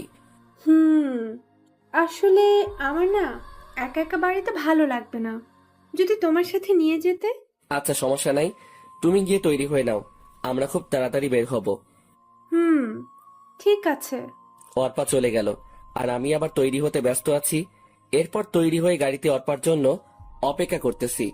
এরপর অর্পা আসলো, আমি গাড়ি চালাতে শুরু করলাম। এরপর আমরা চলে এলাম অফিসে। আমি গিয়ে বসের কেবিনে বসলাম, অর্পাকে আমার সাথে নিয়ে আসলাম। এরপর আমি পিয়নকে দিয়ে রাকিবকে আমার কেবিনে ডেকে নিয়ে আসলাম। ফিরে আসবো নাকি? দোস্ত আয়, আর তোর অনুমতি লাগবো না, যখন ইচ্ছা তখন আসতে পারবি। তা বুঝলাম, কিন্তু বাকিরা কি ভাববে বল? বসকে তুই করে ডাকলে কেমন দেখায় না? আরে কে কি বললো আমার কিছু যায় আসে না। যেই জায়গায় আমার কোনো সমস্যা নাই, তাহলে তোর কি সমস্যা? আর আমি তোকে বস হিসেবে বলছি, তুই এখন থেকে আমাকে তুই করে বলবি। আচ্ছা ঠিক আছে, তা কিছু বলবি নাকি? বলবো তো, তাই তো ডাকলাম তোকে। কি কথা ছিল মনে আছে তো? কি কথা ছিল? ওই যে তোর বাড়িতে যাব আর বউটাকে দেখবো দেখবো কোন সেই হতবাকি যে তোর মতো পাগলের খপ্পরে পড়েছে। রাকিব মুচকি এসে বলল, সমস্যা কি? তুই বললে এখনই চল, আর দেখে নিস কে আমার খপ্পরে পড়েছে। আরে এখন না, দুপুরে লাঞ্চ টাইমে যাব। এখন তো অফিসে অনেক কাজ আছে। আর পরিচয় হয়ে নে, ও হচ্ছে অর্পা, আমার সাথে বিদেশে আমার কলিগ ছিল। আর অর্পা, ও হচ্ছে আমার ফ্রেন্ড রাকিব। তোমাকে তো ওর কথা বলছি। হাউ ফানি দোস্ত, যার দেশে এত বড় একটা অফিস আছে সে কিনা অন্য একটা অফিসে কাজ করছে। হ্যালো, কেমন আছেন? হাই, আলহামদুলিল্লাহ ভালো আছি ভাইয়া। আপনি কেমন আছেন ভাইয়া? আলহামদুলিল্লাহ ভালো। ওই সাইলেন্সারটার সাথে কিভাবে ফ্রেন্ডশিপ করলেন? সারাদিন তো মন মরা হয়ে বসে থাকতো। আমার মনে হয় বিদেশেও ওই রকম করেছে। ঠিক বলছেন। শুধু কাজের সময় কাজ করতো আর সারাদিন বসে বসে সময় কাটিয়ে দিত। আমি ওদের কথাগুলো শুনছি আর মিট মিট করে হাসছি। পাগলগুলা বলে কি, সব সময় হাসি খুশি থাকার চেষ্টা করেও থাকতে পারতাম না। কেন জানি কিসের একটা শূন্যতা অনুভব হতো। এরপর রাকিব চলে যায়, আমি বসে বসে কাজ করতে লাগলাম। আর অর্পা বসে বসে ফ্রি ফায়ার খেলতে লাগলো। বুঝি না মেয়েটা এই গেমটা কেমনে খেলা শিখলো, আমার থেকেও ভালো খেলতে পারে। তাই তো সবসময় আমার স্কোয়াডে রাখি। কাজ করতে করতে দুপুরের খাওয়ার সময় হয়ে গেল, কিন্তু আমি এখনো কাজ করতে লাগলাম। অনেক কাজ পড়ে আছে। কিরে চল, আর কতক্ষণ অপেক্ষা করব? আমার কিন্তু ভীষণ খিদা লাগছে। কাজ এখন বন্ধ রাখ। ওই বেটা পেটুক, সবসময় খাই খাই করিস কেন? একটু অপেক্ষা কর, আমি কাজগুলো সেরে ফেলি। আচ্ছা তুই তাড়াতাড়ি কর, আমি আমার ডেস্কে আসি। কাজ শেষ হইলে আমার ডেকে নিস। এরপর রাকিব চলে গেল, আমি কাজে মনোযোগ দিলাম। প্রায় 15 মিনিট পর কাজ শেষ হয়ে এসেছে। এরপর আমি অর্পাকে সাথে নিয়ে রাকিবের সাথে তাদের বাড়িতে উদ্দেশ্যে রওনা হলাম। আমি আর রাকিব কথা বলতে বলতে যেতে লাগলাম। প্রায় কিছু সময় রাকিবের বাড়িতে চলে এলাম। বাড়িটা আমার আগে থেকে চেনা। এরপর আমরা গাড়ি থেকে নেমে গাড়িটা পার্ক করিয়ে নিলাম। রাকিব গিয়ে দরজায় নক করলো। প্রায় কিছু সময় পর দরজা খুলে দিল। ভিতর দিকে তাকিয়ে আমি বড়সড় একটা ধাক্কা খেলাম। ও এখানে কি করে? আরে দিশা, তুমি এখানে? মানে কিভাবে হলো এইসব? রাকিব, তুইও তো কিছু বলিস নাই। ঘরে চল, তারপর সব বলবো। আগে খেয়ে নে, তারপর সবাই বসে কথা বলবো। আর অফিসে এখন দেরি করে গেলেও কিছু হবে না, সব জানতে পারবি। কেন তোকে কিছু বলি নাই? কেন তোর কাছ থেকে এত কিছু লুকিয়ে রাখলাম? এখন চল। এরপর আমরা ভিতরে গেলাম, ফ্রেশ হয়ে চলে এলাম খাওয়ার রুমে। তবে দিশা মেয়েটাকে আজকে অনেক খুশি দেখাচ্ছে। আমিও অনেক খুশি। মেয়েটা অন্তত একটা ভালো মানুষকে তো পেলো। কিন্তু ওই শালা রাকিব তো অন্য মেয়েকে ভালোবাসতো। তাহলে ওই মেয়েটার কি হলো? সবকিছু কেমন গুলিয়ে যাচ্ছে। কিরে, এত কি ভাবিস? সব কিছুই জানতে পারবি। এখন খেয়ে নে, আর কতক্ষণ অপেক্ষা করব? ভীষণ ক্ষুধা লাগছে। আমি মুচকি হেসে ওর কথায় সম্মতি জানালাম। এরপর আমরা সবাই খেতে বসে গেলাম। বাহ, মেয়েটার হাতের রান্না তো অনেক ভালো। পেট পুড়ে খেলাম। এরপর আমি একটু ছাদে এলাম, হাতে একটা সিগারেট নিলাম। সিগারেটটা ধরিয়ে টানতে লাগলাম। অবশ্যই আমি আগে এইসব ছাইপাস খেতাম না। এখন কেমনে যে এইসব ছাইপাস আপন হয়ে গেছে। হঠাৎ পিছনে কারো উপস্থিতি টের পেলাম। তাকিয়ে দেখি রাকিব দাঁড়িয়ে আছে। কিরে, একা একা খাবি নাকি? তুই এত স্বার্থপর কেন? আমাকেও দে, শেয়ার করলে কি হয় তোর? দে না দোস্ত। তুই আবার কবে থেকে এইসব খাস? আগে তো জানতাম না। আর আমি শেয়ার করতে পারবো না। পারলে পুরোটা খা, আমি অর্ধেক শেয়ার করতে পারবো না। আচ্ছা পুরোটাই দে, আমার এইসব অভ্যাস আছে। আগে যে কত খাইছি। আমি প্যাকেট থেকে একটা সিগারেট বের করে দিলাম। শালা জ্বালাতে পারছে না। আর ওনার নাকি অভ্যাস আছে। কিরে, পারছি না তো। শালাকে সিগারেট দিলি, সেই কখন থেকে চেষ্টা করেই যাচ্ছি, কিন্তু কিছুতেই জ্বলছে না। আবাল মার্কা সিগারেট। তুমি আমার কচু জানো, সিগারেট মুখে নিয়ে জ্বালাতে হয়, হাতে রেখে না। ওনার নাকি আবার অভ্যাস আছে, না পারলে খাইস না। আরে দে তো, তুই পারলে আমি পারবো না কেন? আমি ঠিকই পারবো। তাড়াতাড়ি কর, পরে কিন্তু দিশা চলে আসবে, তখন কিন্তু আমি নিজের দিশাহারা হয়ে যাব। এত ভয় পাইলে খাও কেন? না খেলেই তো চলে। আরে ভাই দিবি তুই? বক বক না করে তাড়াতাড়ি সিগারেট জ্বালা। আমি আর কিছু না বলে সিগারেটটা জ্বালিয়ে দিলাম। শালা প্রথম টান দিয়ে কাশতে শুরু করলো। ও যদি আগে থেকে সিগারেট টানতো তাহলে তো এমন হতো না। বুঝলাম না ব্যাপারটা। এরপর ধীরে আরো একটু শেষ করলো। এখন দেখি রাকিবের চোখ দিয়ে পানি পড়তে লাগলো। আমি বুঝে গেলাম রাকিব আগে কখনো সিগারেট খাই নাই। আমি তাড়াতাড়ি ওর হাত থেকে সিগারেটটা কেড়ে নিলাম। মিথ্যা কথা বললি কেন? তুই তো ঠিক মতো সিগারেট টানতেই পারিস না, তাহলে কেন এইরকম করলি? দেখ তো তোর চোখ কি রকম লাল হয়ে গেছে। আর খেতে হবে না সিগারেট, তোর পরে ক্ষতি হবে। আমার ক্ষতি হলে তোর ক্ষতি হবে না। তুই কেন এইসব খাস? আমাকে সিগারেটটা ফিরিয়ে দে বলে দিলাম। না দিব না, এখন নিচে যা, আমি আসতেছি। এই কথা বলে আমি আবার সিগারেটটা টানতে শুরু করলাম। রাকিব এসে আমাকে জড়িয়ে ধরে কান্না করে দিল। বুঝলাম না ছেলেটার কাহিনী। প্রথমত সিগারেট খেতে না পেরেও মিথ্যা বলে আমার থেকে সিগারেট নিল, এখন আবার কান্না করতে লাগলো। কিরে কান্না করিস কেন? কান্না থামা বেটা, কি হয়েছে বল আমাকে। দিশার সাথে ঝগড়া করলো নাকি? চল আমার সাথে, আজকে দিশার খবর আছে। এত বড় সাহস, আমার বন্ধুর সাথে ঝগড়া করে? চল তুই আমার সাথে। দিশা নয়, আমার এই কান্নার কারণ তুই। মানে আমি কি করলাম? কোনো ভুল করলাম নাকি? বল তাহলে, আমি ভুলটা শুধরানোর চেষ্টা করব। তবু তুই কান্না করিস না দোস্ত। অনেক বড় ভুল করছিস। তোকে নিয়ে আমার অনেক চিন্তা হয়, কখন জানি কি হয়ে যায়। তোকে আমার একটা কথা রাখতে হবে, আমার কসম দিয়ে বললাম। আরে চিন্তা করিস কেন, বলবি তো? আর আমি তোর সব কথা রাখবো, শুধু কি করতে হবে বল। তুই সিগারেট খাওয়া ছেড়ে দে দোস্ত। তোকে হারাতে চাই না আমি। যখন এই শহরে আমার কেউ ছিল না, তখন তুই আমার পাশে ছিলি, নিজের ভাইয়ের মতো আমার সাথে চলতি। আমি চাই না তোর কিছু হোক। আমি দিশার চাইতে তোকে বেশি ভালোবাসি দোস্ত। দিশা গেলে ওর মতো আরো অনেক মেয়ে পাবো, কিন্তু তোর মতো বন্ধু পাবো না। আর আমি দিশাকে ভালোবাসি না যে তাও না, আমি দিশাকে অনেক ভালোবাসি, কিন্তু তোর থেকে কম। আর আমি কখনো সিগারেট খাই নাই। সিগারেট ধোয়া আমার নাকে লাগলেই চোখ লাল হয়ে যায়, এরপর চুলকাতে শুরু করে। ভীষণ ভয় পাই সিগারেটের গন্ধটাকে। প্লিজ দোস্ত, এসব খাওয়া ছেড়ে দে। আমি চাই না তোর কিছু হোক, তোকে হারাতে চাই না। আরে পাগল, তুই এত ইমোশনাল কেন? এখন থেকে তোকে কথা দিলাম আর কখনো এইসব খাবো না। এখন কান্না থামা বেটা, মেয়েদের মতো কান্না করতে হবে। আর আমি কোথাও যাব না তোকে ছেড়ে, তবে বাসর ঘর হলে ভিন্ন কথা। আমার কথা শুনে রাকিব আওয়াজ করে হেসে দিল। আমি রাকিবকে হাসানোর জন্যই এই কথা বলেছি। এরপর সিগারেটটা ফেলে দিয়ে রাকিবকে নিয়ে নিচে চলে আসলাম। এরপর দুইজন পাশাপাশি ভালোভাবে ফ্রেশ হয়ে নিলাম, যাতে সিগারেট গন্ধ আমাদের শরীরে না থাকে। এরপর সবাই মিলে ড্রয়িং রুমে বসে পড়লাম। অর্পাও ছিল আমাদের সাথে। রাকিব বলতে শুরু করলো, তুই বিদেশ যাওয়ার 2 দিন আগে আমি অফিসে বসে দিশার ফটোগুলো দেখতেছি। ওই সময় ঈশিতা ম্যাম আমাকে তার কেবিনে যেতে বলল। আমিও চলে গেলাম ম্যামের কেবিনে। যখন ভিতরে গেলাম তখন ঈশিতা ম্যাম আমাকে বলল, রাকিব সাহেব, আপনি অফিস টাইমে কার ফটো দেখতেছেন? মেয়েটাকে? আপনি কিভাবে দেখলেন ম্যাম? আমি সিসি ক্যামেরায় দেখেছি। ভয় নেই, বলেন মেয়েটা আপনার কি হয়? আমি কিছু মাইন্ড করব না। আর আপনি না দাঁড়িয়ে থেকে বসেন, আর এই নেন টিস্যু। এই এসির মধ্যেও ঘামাচ্ছেন কেন? বললাম তো ভয় পেতে হবে না, ফ্রেন্ড হিসেবে বলুন। আসলে আমি ওই মেয়েটাকে ভীষণ ভালোবাসি, কিন্তু কখনো বলে উঠতে পারিনি। আর কখন বলতে পারবো কিনা জানি না। তখন ঈশিতা ম্যাম আমার হাত থেকে মোবাইলটা নিয়ে দিশার ফটোগুলো দেখতে লাগলো। এরপর ঈশিতা ম্যাম বলল, আমি যা ভেবেছিলাম তাই হলো। এই মেয়েটার নাম হলো দিশা, আমার বেস্ট ফ্রেন্ড। অনেক ভালো একটা মেয়ে, কিন্তু আপনি ওর ফটো কোথায় পেলেন আর কিভাবে চিনেন? আমি ফেসবুক থেকে ওর ফটোগুলো পেলাম কাছে, এখন ওর নাম জানতে পারলাম। আর আপনার মেয়ে ওর নামটাও জানতাম। ওর ফেসবুক আইডির নাম ছিল নীল প্রজাপতি। আর ওকে সবসময় আমার বাড়ির সামনে দিয়ে কলেজে যেতে দেখতাম, কিন্তু ভয়ে কখনো কথা বলে উঠতে পারি নাই। আপনার বেস্ট ফ্রেন্ডকে মনে হয় আর পাওয়া হবে না। কেন পাওয়া হবে না? আপনি কি ওকে বিয়ে করতে চান?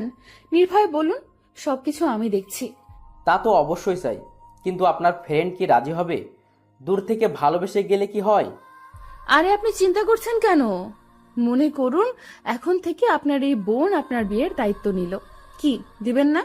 ঈশিতার কথা শুনে আমি অনেক অবাক হলাম। আমি ভাবতে থাকলাম, এই মেয়েটা এই রকম কেন? আমার সাথে কি সুন্দর আচরণ করছে, কিন্তু তোর সাথে খারাপ আচরণ করে কেন? মেয়েটাকে তো দেখে খারাপ মনে হয় না। তারপর কি হলো? তারপর আমি ঈশিতা ম্যামকে দায়িত্ব দিয়ে দিলাম, আর উনি বলছেন দিশার সাথে নাকি আমার কথা বলিয়ে দেবে। এরপর আমি ওইখান থেকে চলে আসলাম। বাকিটা দিশার থেকে শুনেন। তারপর কি হলো? বলছি, তুমি বিদেশে যাওয়ার 2 দিন আগে ঈশিতা আমাদের বাড়িতে আসে। আমি কলেজে যাওয়ার জন্য প্রস্তুত হচ্ছি, ওই সময় ঈশিতা আমার কাছে আসলো।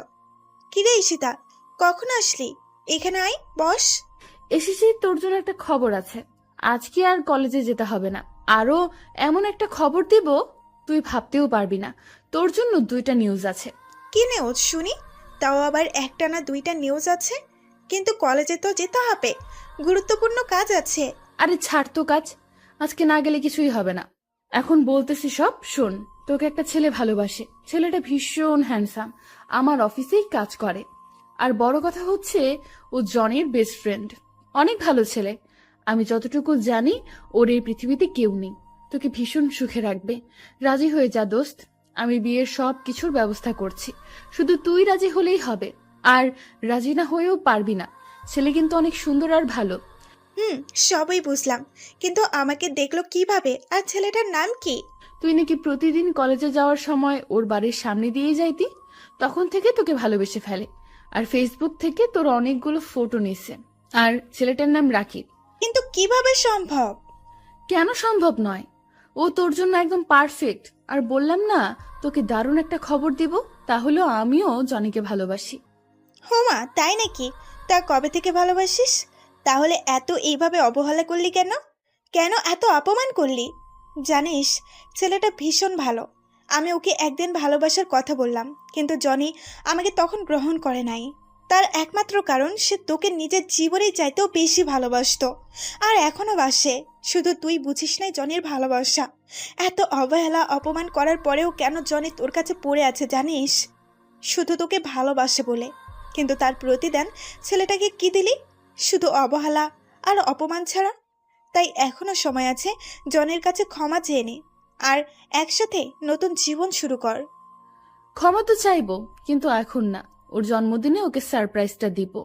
জনির জন্মদিনে আমার ভালোবাসা হবে ওর প্রথম উপহার। সবকিছু ভুলে কাছে টেনে নিব। আর কখনো কষ্ট দিব না। শুধু দিনটার অপেক্ষায় আছি। তাই ভালো হবে।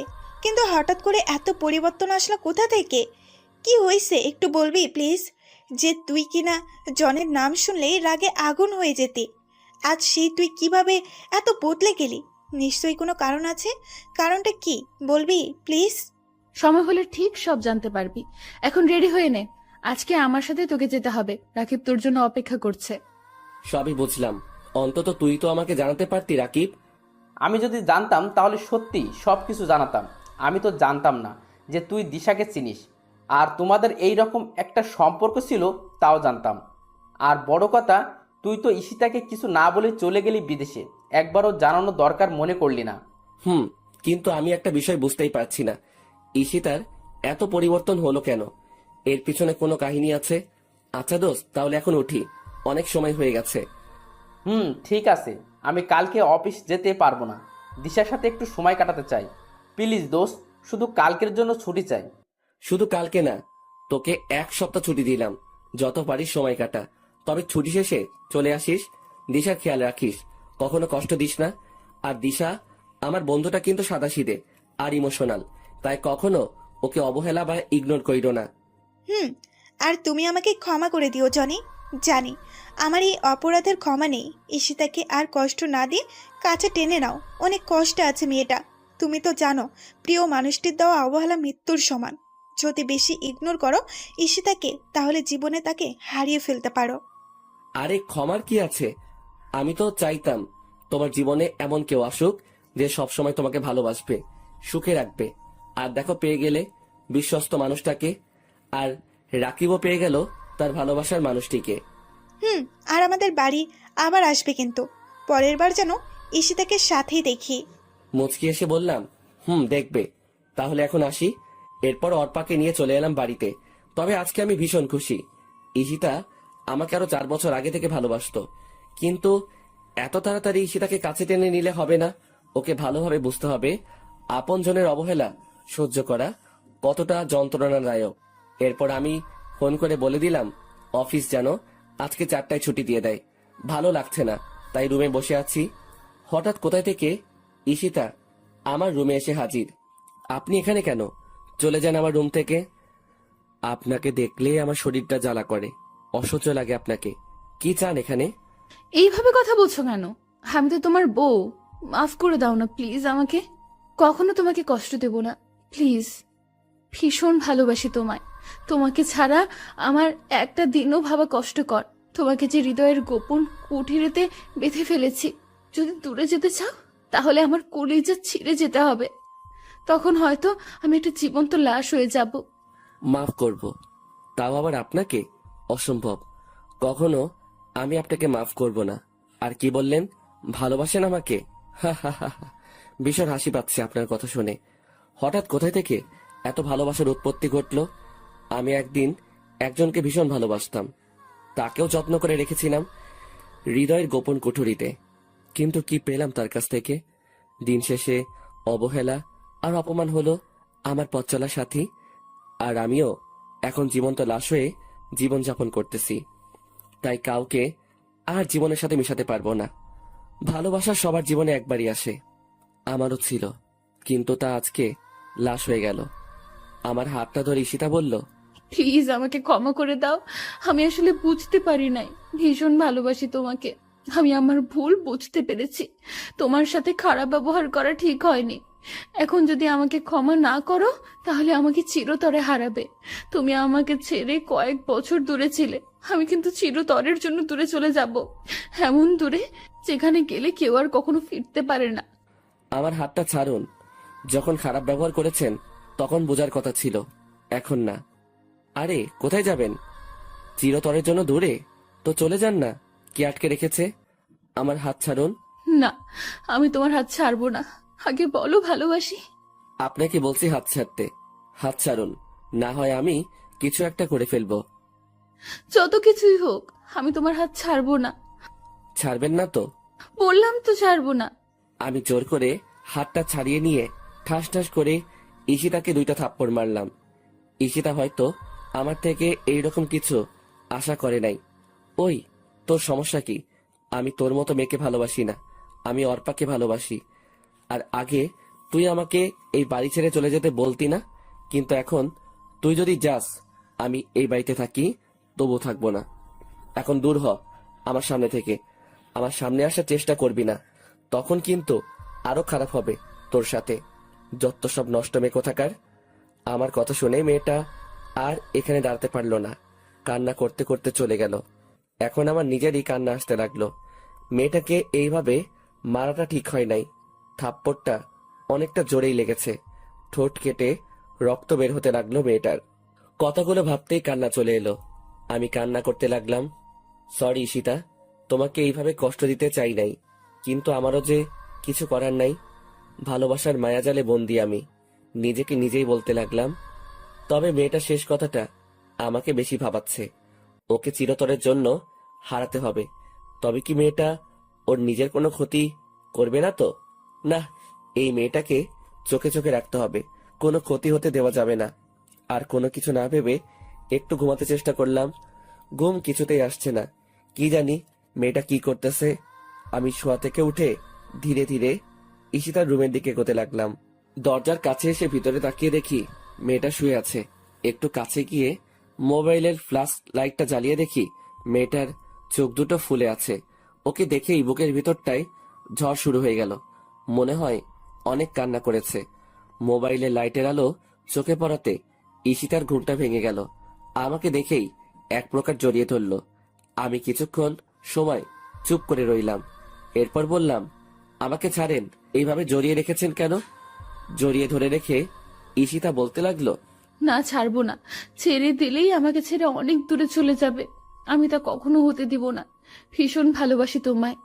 যদি কখনো দূরে চলে যাও তাহলে আমি সত্যিই মরে যাব।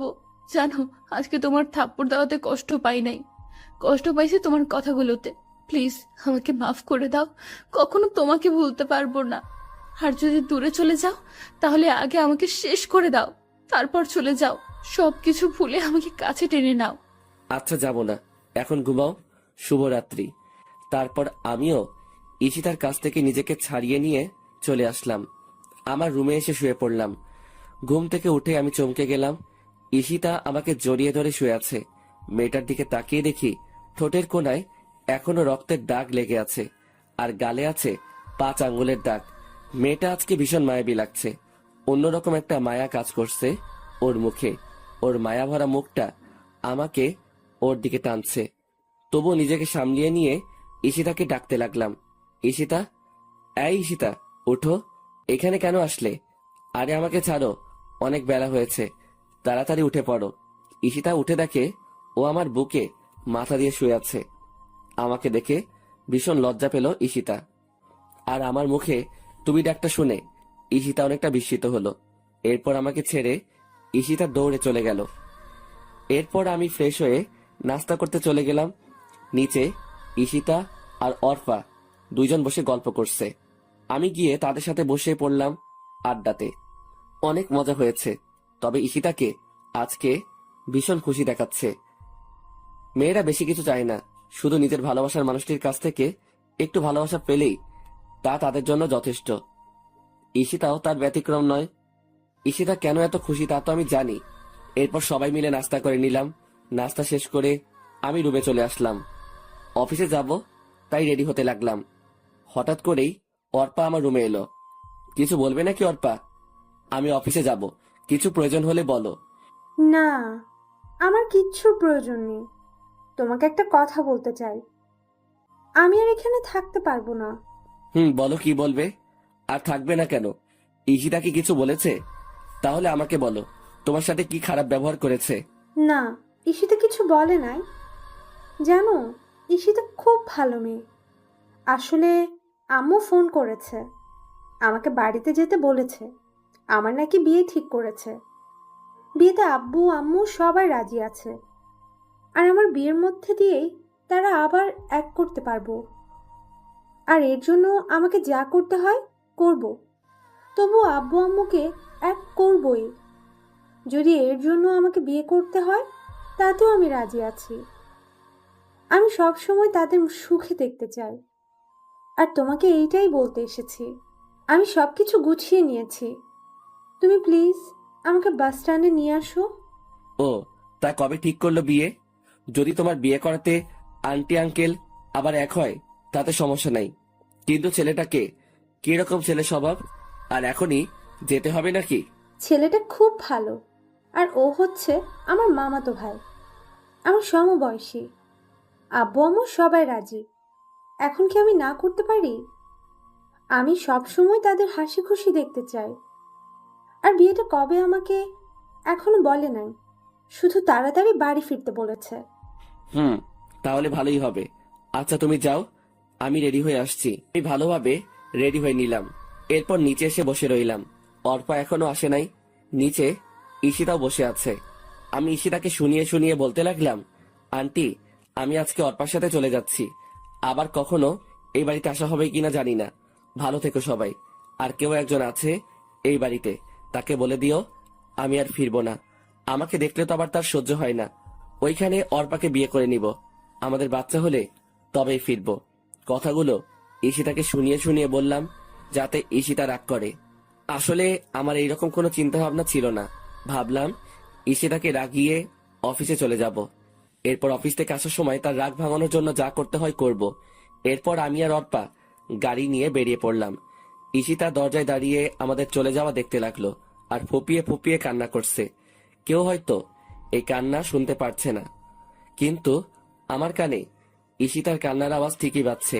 এরপর অর্পাকে নিয়ে বাস স্ট্যান্ডে চলে এলাম। ওর জন্য টিকিট কেটে নিলাম। 10 মিনিট পরে বাস যাত্রা শুরু করবে। মেয়েটা মনে হয় কান্না করছে। ঠিকই ধরেছি, কিন্তু আমাকে বুঝতে দিচ্ছে না। আমি গিয়ে অর্পার পাশে দাঁড়ালাম। অর্পা আমার দিকে তাকিয়ে বলতে লাগলো, জানো জনি, আমি যাকে নিজের চাইতে বেশি ভালোবাসি সেটা হলো তুমি। ভীষণ ভালোবাসি তোমায়। ইংল্যান্ডে প্রথম তোমার সাথে আমার পরিচয় হয় নাই। আমি তোমাকে আগে থেকেই চিনতাম। এখন হয়তো প্রশ্ন রয়ে গেল, আমি তোমাকে কিভাবে চিনি? ফেসবুকে আমার একজন প্রিয় রাইটার ছিল, অনেক ভালোবাসতাম তার গল্পগুলোকে। কিন্তু হঠাৎ ওই আইডি থেকে গল্প আসা বন্ধ হয়ে যায়। আইডিটা কে ও আর খুঁজে পাই নাই। অনেকদিন ফেসবুকে শুধু ওই আইডিটা খুঁজেছি। এভাবে একটা বছর পার হয়ে গেল। এরপর তুমি আমার সাথে ইংল্যান্ডে জব নাও। এরপর আমরা ভালো বন্ধু হয়ে উঠি। তো একদিন তোমার মোবাইলে একটা ফোন এসেছিল। তুমি তখন বসের কেবিনে ছিলে। আমি ফোনটা রিসিভ করার আগেই কেটে যাই। তা আমি তোমার মোবাইলে ফেসবুক দেখতে পেলাম। ভাবলাম তোমার সাথে অ্যাড হয়ে নেই। যখন তোমার মোবাইল থেকে ফেসবুকে ঢুকলাম, তখন কিছু সময়ের জন্য নিশ্চুপ হয়ে গেলাম। কারণ এতগুলো দিন ধরে যে আইডিটা খুঁজেছি, ওটা তোমার আইডি ছিল। জানো, ভীষণ ভালোবাসতাম তোমায়, কিন্তু তুমি এখন অন্য কারো। সব কিছু তো আর চাইলেই পাওয়া যায় না।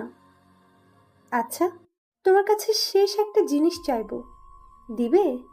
কিছুক্ষণ চুপ থেকে বললাম, বলো কি চাই তোমার? আমার সাথে থাকলে অবশ্যই দিব। আমার জন্য না হয় নতুন করে গল্প লেখা শুরু করো।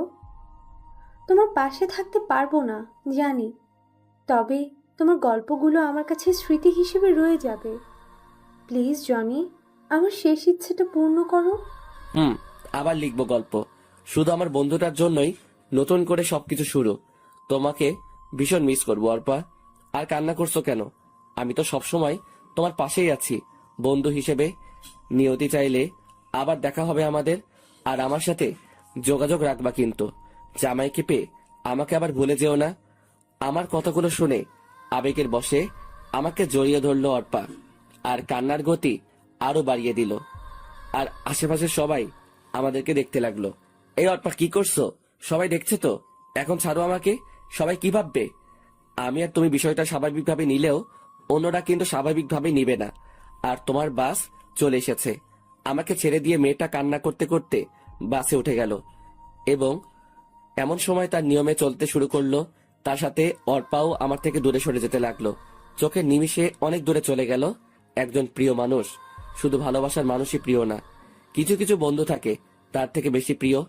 আমি একটা দীর্ঘশ্বাস ফেলে ওইখান থেকে অফিসে চলে আসলাম। অফিসে কিছুতেই মন বসছে না। রাকিবও ছুটিতে আছে। রাকিব থাকলে মজা করা যেত। এইদিকে ঈশিতাকে তো রাগিয়ে চলে এলাম। মেয়েটা এখন কি করছে কে জানে। কোনো মতে দিনটা অফিসে কাটিয়ে দিলাম। সন্ধ্যার সময় বাড়ি ফেরার পথে ঈশিতার জন্য একগুচ্ছ গোলাপ ফুল আর অনেকগুলো ডেইরি মিল্ক নিলাম। গোলাপ আর চকলেট ঈশিতার অনেক প্রিয়, তাই রাগ ভাঙানোর জন্য এইগুলো নিয়ে নিলাম। এরপর আমি বাসায় চলে এলাম, কিন্তু অবাক করার বিষয় পুরো বাড়ি অন্ধকার। তাই আমি ধীরে ধীরে বাড়িতে ঢুকলাম। এরপর ঘরের বাতিগুলো চালু করলাম। কি ব্যাপার, বাড়িতে কাউকে দেখতে পাচ্ছি না। কোথায় গেল সবাই? আন্টি আঙ্কেলের রুমে গিয়ে তারা নেই, তাই আমি ঈশিতার রুমে গেলাম। রুমটা অন্ধকারে ছেয়ে আছে। এই অন্ধকার যেন আমাকে কিছু একটা ইঙ্গিত দিচ্ছে। আমি ঈশিতার রুমের বাতি দিলাম, কিন্তু ঈশিতাকেও দেখতে পাচ্ছি না। আজকে হলোটা কি? সবাই কোথায় গেল? হঠাৎ আমার চোখ গেল ঈশিতার রুমের টেবিলের উপরে রাখা একটা কাগজে। কিছু একটা লেখা আছে মনে হচ্ছে। আমি কাগজটা হাতে নিয়ে পড়া শুরু করলাম। প্রিয় জনি, চিঠিটা যখন পাবে তখন হয়তো আমি চলে যাব অনেক দূরে। এখন আর কেউ তোমার ভালোবাসা পাওয়ার জন্য বসে থাকবে না, কেউ আর তোমাকে ডিস্টার্ব করবে না। একটা কথা কি জানো, কথায় আছে মানুষ দাঁত থাকতে দাঁতের মর্ম বোঝে না। ঠিক তেমনি তুমি থাকতে তোমার ভালোবাসা আমি উপলব্ধি করতে পারি নাই। জানো, যখন তুমি একা বাড়ি ছেড়ে চলে গেছো তখন তেমন কষ্ট পাই নাই। কষ্ট পাইছি যখন তুমি আমাকে শুনিয়ে শুনিয়ে অর্পার সাথে চলে যাওয়ার কথা বলছো। জানো, এই দিনটাই আমার জীবনের সবচেয়ে খারাপ দিন ছিল। তোমাকে অবহেলা করতে গিয়ে কখন যে ভালোবেসে ফেলেছি নিজের অজান্তে, তা ঠিক আমি নিজেই জানি না। এখন তুমি হয়তো ভাববে যে মেয়েটা তোমাকে এত অবহেলা আর অপমান করতো, সে আবার ভালোবাসে কিভাবে। তাহলে শোনো, তুমি যখন বিদেশ যাবে তার একদিন আগে আমি একটা খবর পাই। হয়তো ভাববে কি এমন খবর। আসলে ওই দিন যে আমি পার্টিতে ড্রিঙ্ক করে মাতাল হয়ে যাওয়াতে যে ছেলেটা আমার দুর্বলতার সুযোগ নিতে চেয়েছিল, তার সাথেই আমার পথে দেখা হয়। মনে আছে তোমার? আমি ঠিক ওই 4 বছর আগের কথা বলছি। তখন আমি ছেলেটার থেকে সব সত্যি জানতে পারি, আর আমার জন্যই তুমি আমার ইচ্ছেটা পূরণ করলে। আসলে আমি খুঁড়ের মধ্যে থাকায় কিছুই বুঝতে পারি নাই। আমি ভাবলাম তুমি আমার সাথে মিথ্যে কথা বলে আমার সবকিছু কেড়ে নিতে চেয়েছো। এরপর যখন তুমি বাড়ি ছেড়ে চলে যাও, ওই দিন তেমন কষ্ট পাই নাই। কারণ তখন তুমি কোনো মেয়ের সাথে চলে যাচ্ছ না। কিন্তু আজকে অনেক কষ্ট পাইছি। আজকে তো অর্পার সাথে চলে যাচ্ছ। এখন হয়তো ভাববে এত কথা বলার মানেটা কি। একটা মানে অবশ্যই আছে, আর তা হলো আমি তোমার থেকে চলে যাচ্ছি অনেক দূরে। আমি বিষ খেয়েছি। এই দেখো, একদম কান্না করবে না। অর্পা মেয়েটা খুব ভালো, তোমার ভালো খেয়াল রাখতে পারবে। আমাকে যদি ভালোবেসে থাকো তাহলে কখনো নিজেকে কষ্ট দেবে না, সব সময় হাসি খুশি থাকার চেষ্টা করবে, আব্বু আম্মুর খেয়াল রাখবে আর নিজের প্রতি যত্ন নেবে। ইতি, তোমার ঈশিতা। চিঠিটা পড়ার পর যেন একটা ঘোরের মাঝে ছিলাম। সবকিছু যেন মাথার উপর দিয়ে চলে গেল। চোখ থেকে টপ টপ পানি ঝরতে লাগলো। চোখের পানিগুলো চিঠিতে পড়াতে চিঠিটা ভিজে ছিঁড়ে গেল। আমি বসে পড়লাম খাটে। সবকিছু এখনো জল্পনা, সবকিছু এখনো কল্পনা মনে হচ্ছে।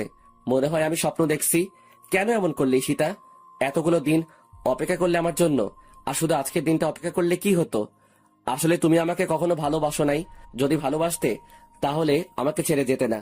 আসলে কি জানো ঈশিতা, সত্যিকারের ভালোবাসাগুলো খুবই অসহায়। শুরু হয় যদিও সুখের মাঝে, কিন্তু শেষটা হয় দুঃখের। ভালোবাসি তোমায় ঈশিতা, খুব ভালোবাসি। এইভাবে একা করে না গেলেও পারতে। কতগুলো বলতেছি, এমন সময় মাথাটা ঘুরে উঠল। চোখ দুটো ঝাপসা হয়ে আসছে। মনে হয় আর কিছুক্ষণ পরই চিরতরে চোখ দুটো বন্ধ হয়ে যাবে। এরপর কি হলো ঠিক মনে নেই। এরপর নিজেকে আবিষ্কার করলাম হাসপাতালে। চোখগুলো ঠিক মতো খুলতে পারছি না। ধীরে ধীরে চোখ খুললাম, কিন্তু কাউকে দেখতে পাচ্ছি না। এরপর একজন ডাক্তার আসলেন। অভিনন্দন। আমি একটু ভ্রু কুঁচকে ডাক্তারের দিকে তাকালাম। ও, আপনি তো জানেন না। অভিনন্দন এই কারণেই দিলাম, আজকে 47 দিন পর গোমা থেকে ফিরে আসলেন। আপনাকে 50 দিনের সময় দেওয়া হয়েছিল। যদি 50 দিন পর গোমা থেকে না ফিরতেন তাহলে আর কখনো ফেরানো হতো না। আপনার ভাগ্য ভালো ছিল আর আল্লাহ তাআলার সহায় ছিলেন। সবই বুঝলাম, কিন্তু আমার বাড়ির সবাই কোথায়? হঠাৎ করে মাথাটা চক্কর দিয়ে উঠল। পরক্ষণেই আগের সব কথা মনে পড়ে গেল। আচ্ছা ডাক্তার, কেউ আসে নাই আমার খবর নিতে? ছিল তো। আপনার সমবয়সী একজন মেয়ে ছিল, প্রতিদিন আসতো আপনাকে দেখতে, আর ঘন্টার পর ঘন্টা দাঁড়িয়ে থাকতো আপনার বেডের পাশে আর কান্না করতো। আজকে কি সেই মেয়েটা এসেছে? না, এখনো আসে নাই, তবে প্রতিদিন এই সময়ই আসতো। আজকে কেন দেরি করছে বুঝতে পারছি না। আচ্ছা, এখন আমাকে যেতে হবে। আর হ্যাঁ, আপনার এখন চলাফেরা বারণ, একদম চলাফেরা করার চেষ্টা করবেন না, কারণ আপনি এখনো ঠিক মতো সুস্থ হয়ে ওঠেন নাই। Take care. ধন্যবাদ ডাক্তার। এরপর আমি বেডে শুয়ে রইলাম আর ভাবতে লাগলাম কি থেকে কি হয়ে গেল। কিভাবে নিয়তি আমার সাথে এইভাবে মোড় নিল। নিভে গেছে সব আলো, সব ভালোবাসা। কথাগুলো ভাবতে গিয়ে চোখের পানি জমে গেল। এরপর হঠাৎ কারো উপস্থিতি টের পেলাম। সামনের দিকে তাকাতেই হা করে রইলাম। আমার পৃথিবীতে আবার আলো জ্বলতে শুরু করলো। আমি শুধু চেয়েই আছি। কি হলো মিস্টার, হা করে তাকিয়ে আছেন কেন? ভূত দেখলেন নাকি? তুমি?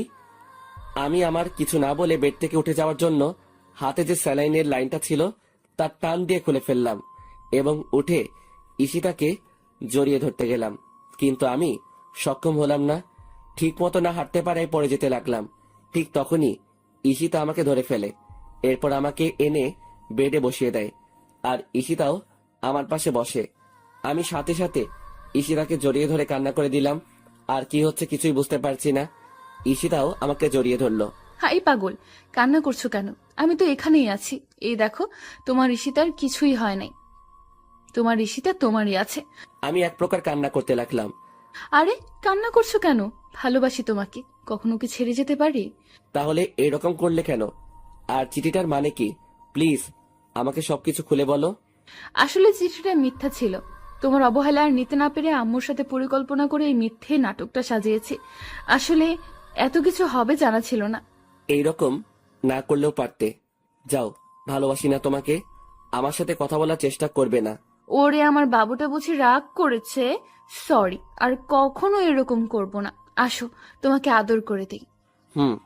দাও।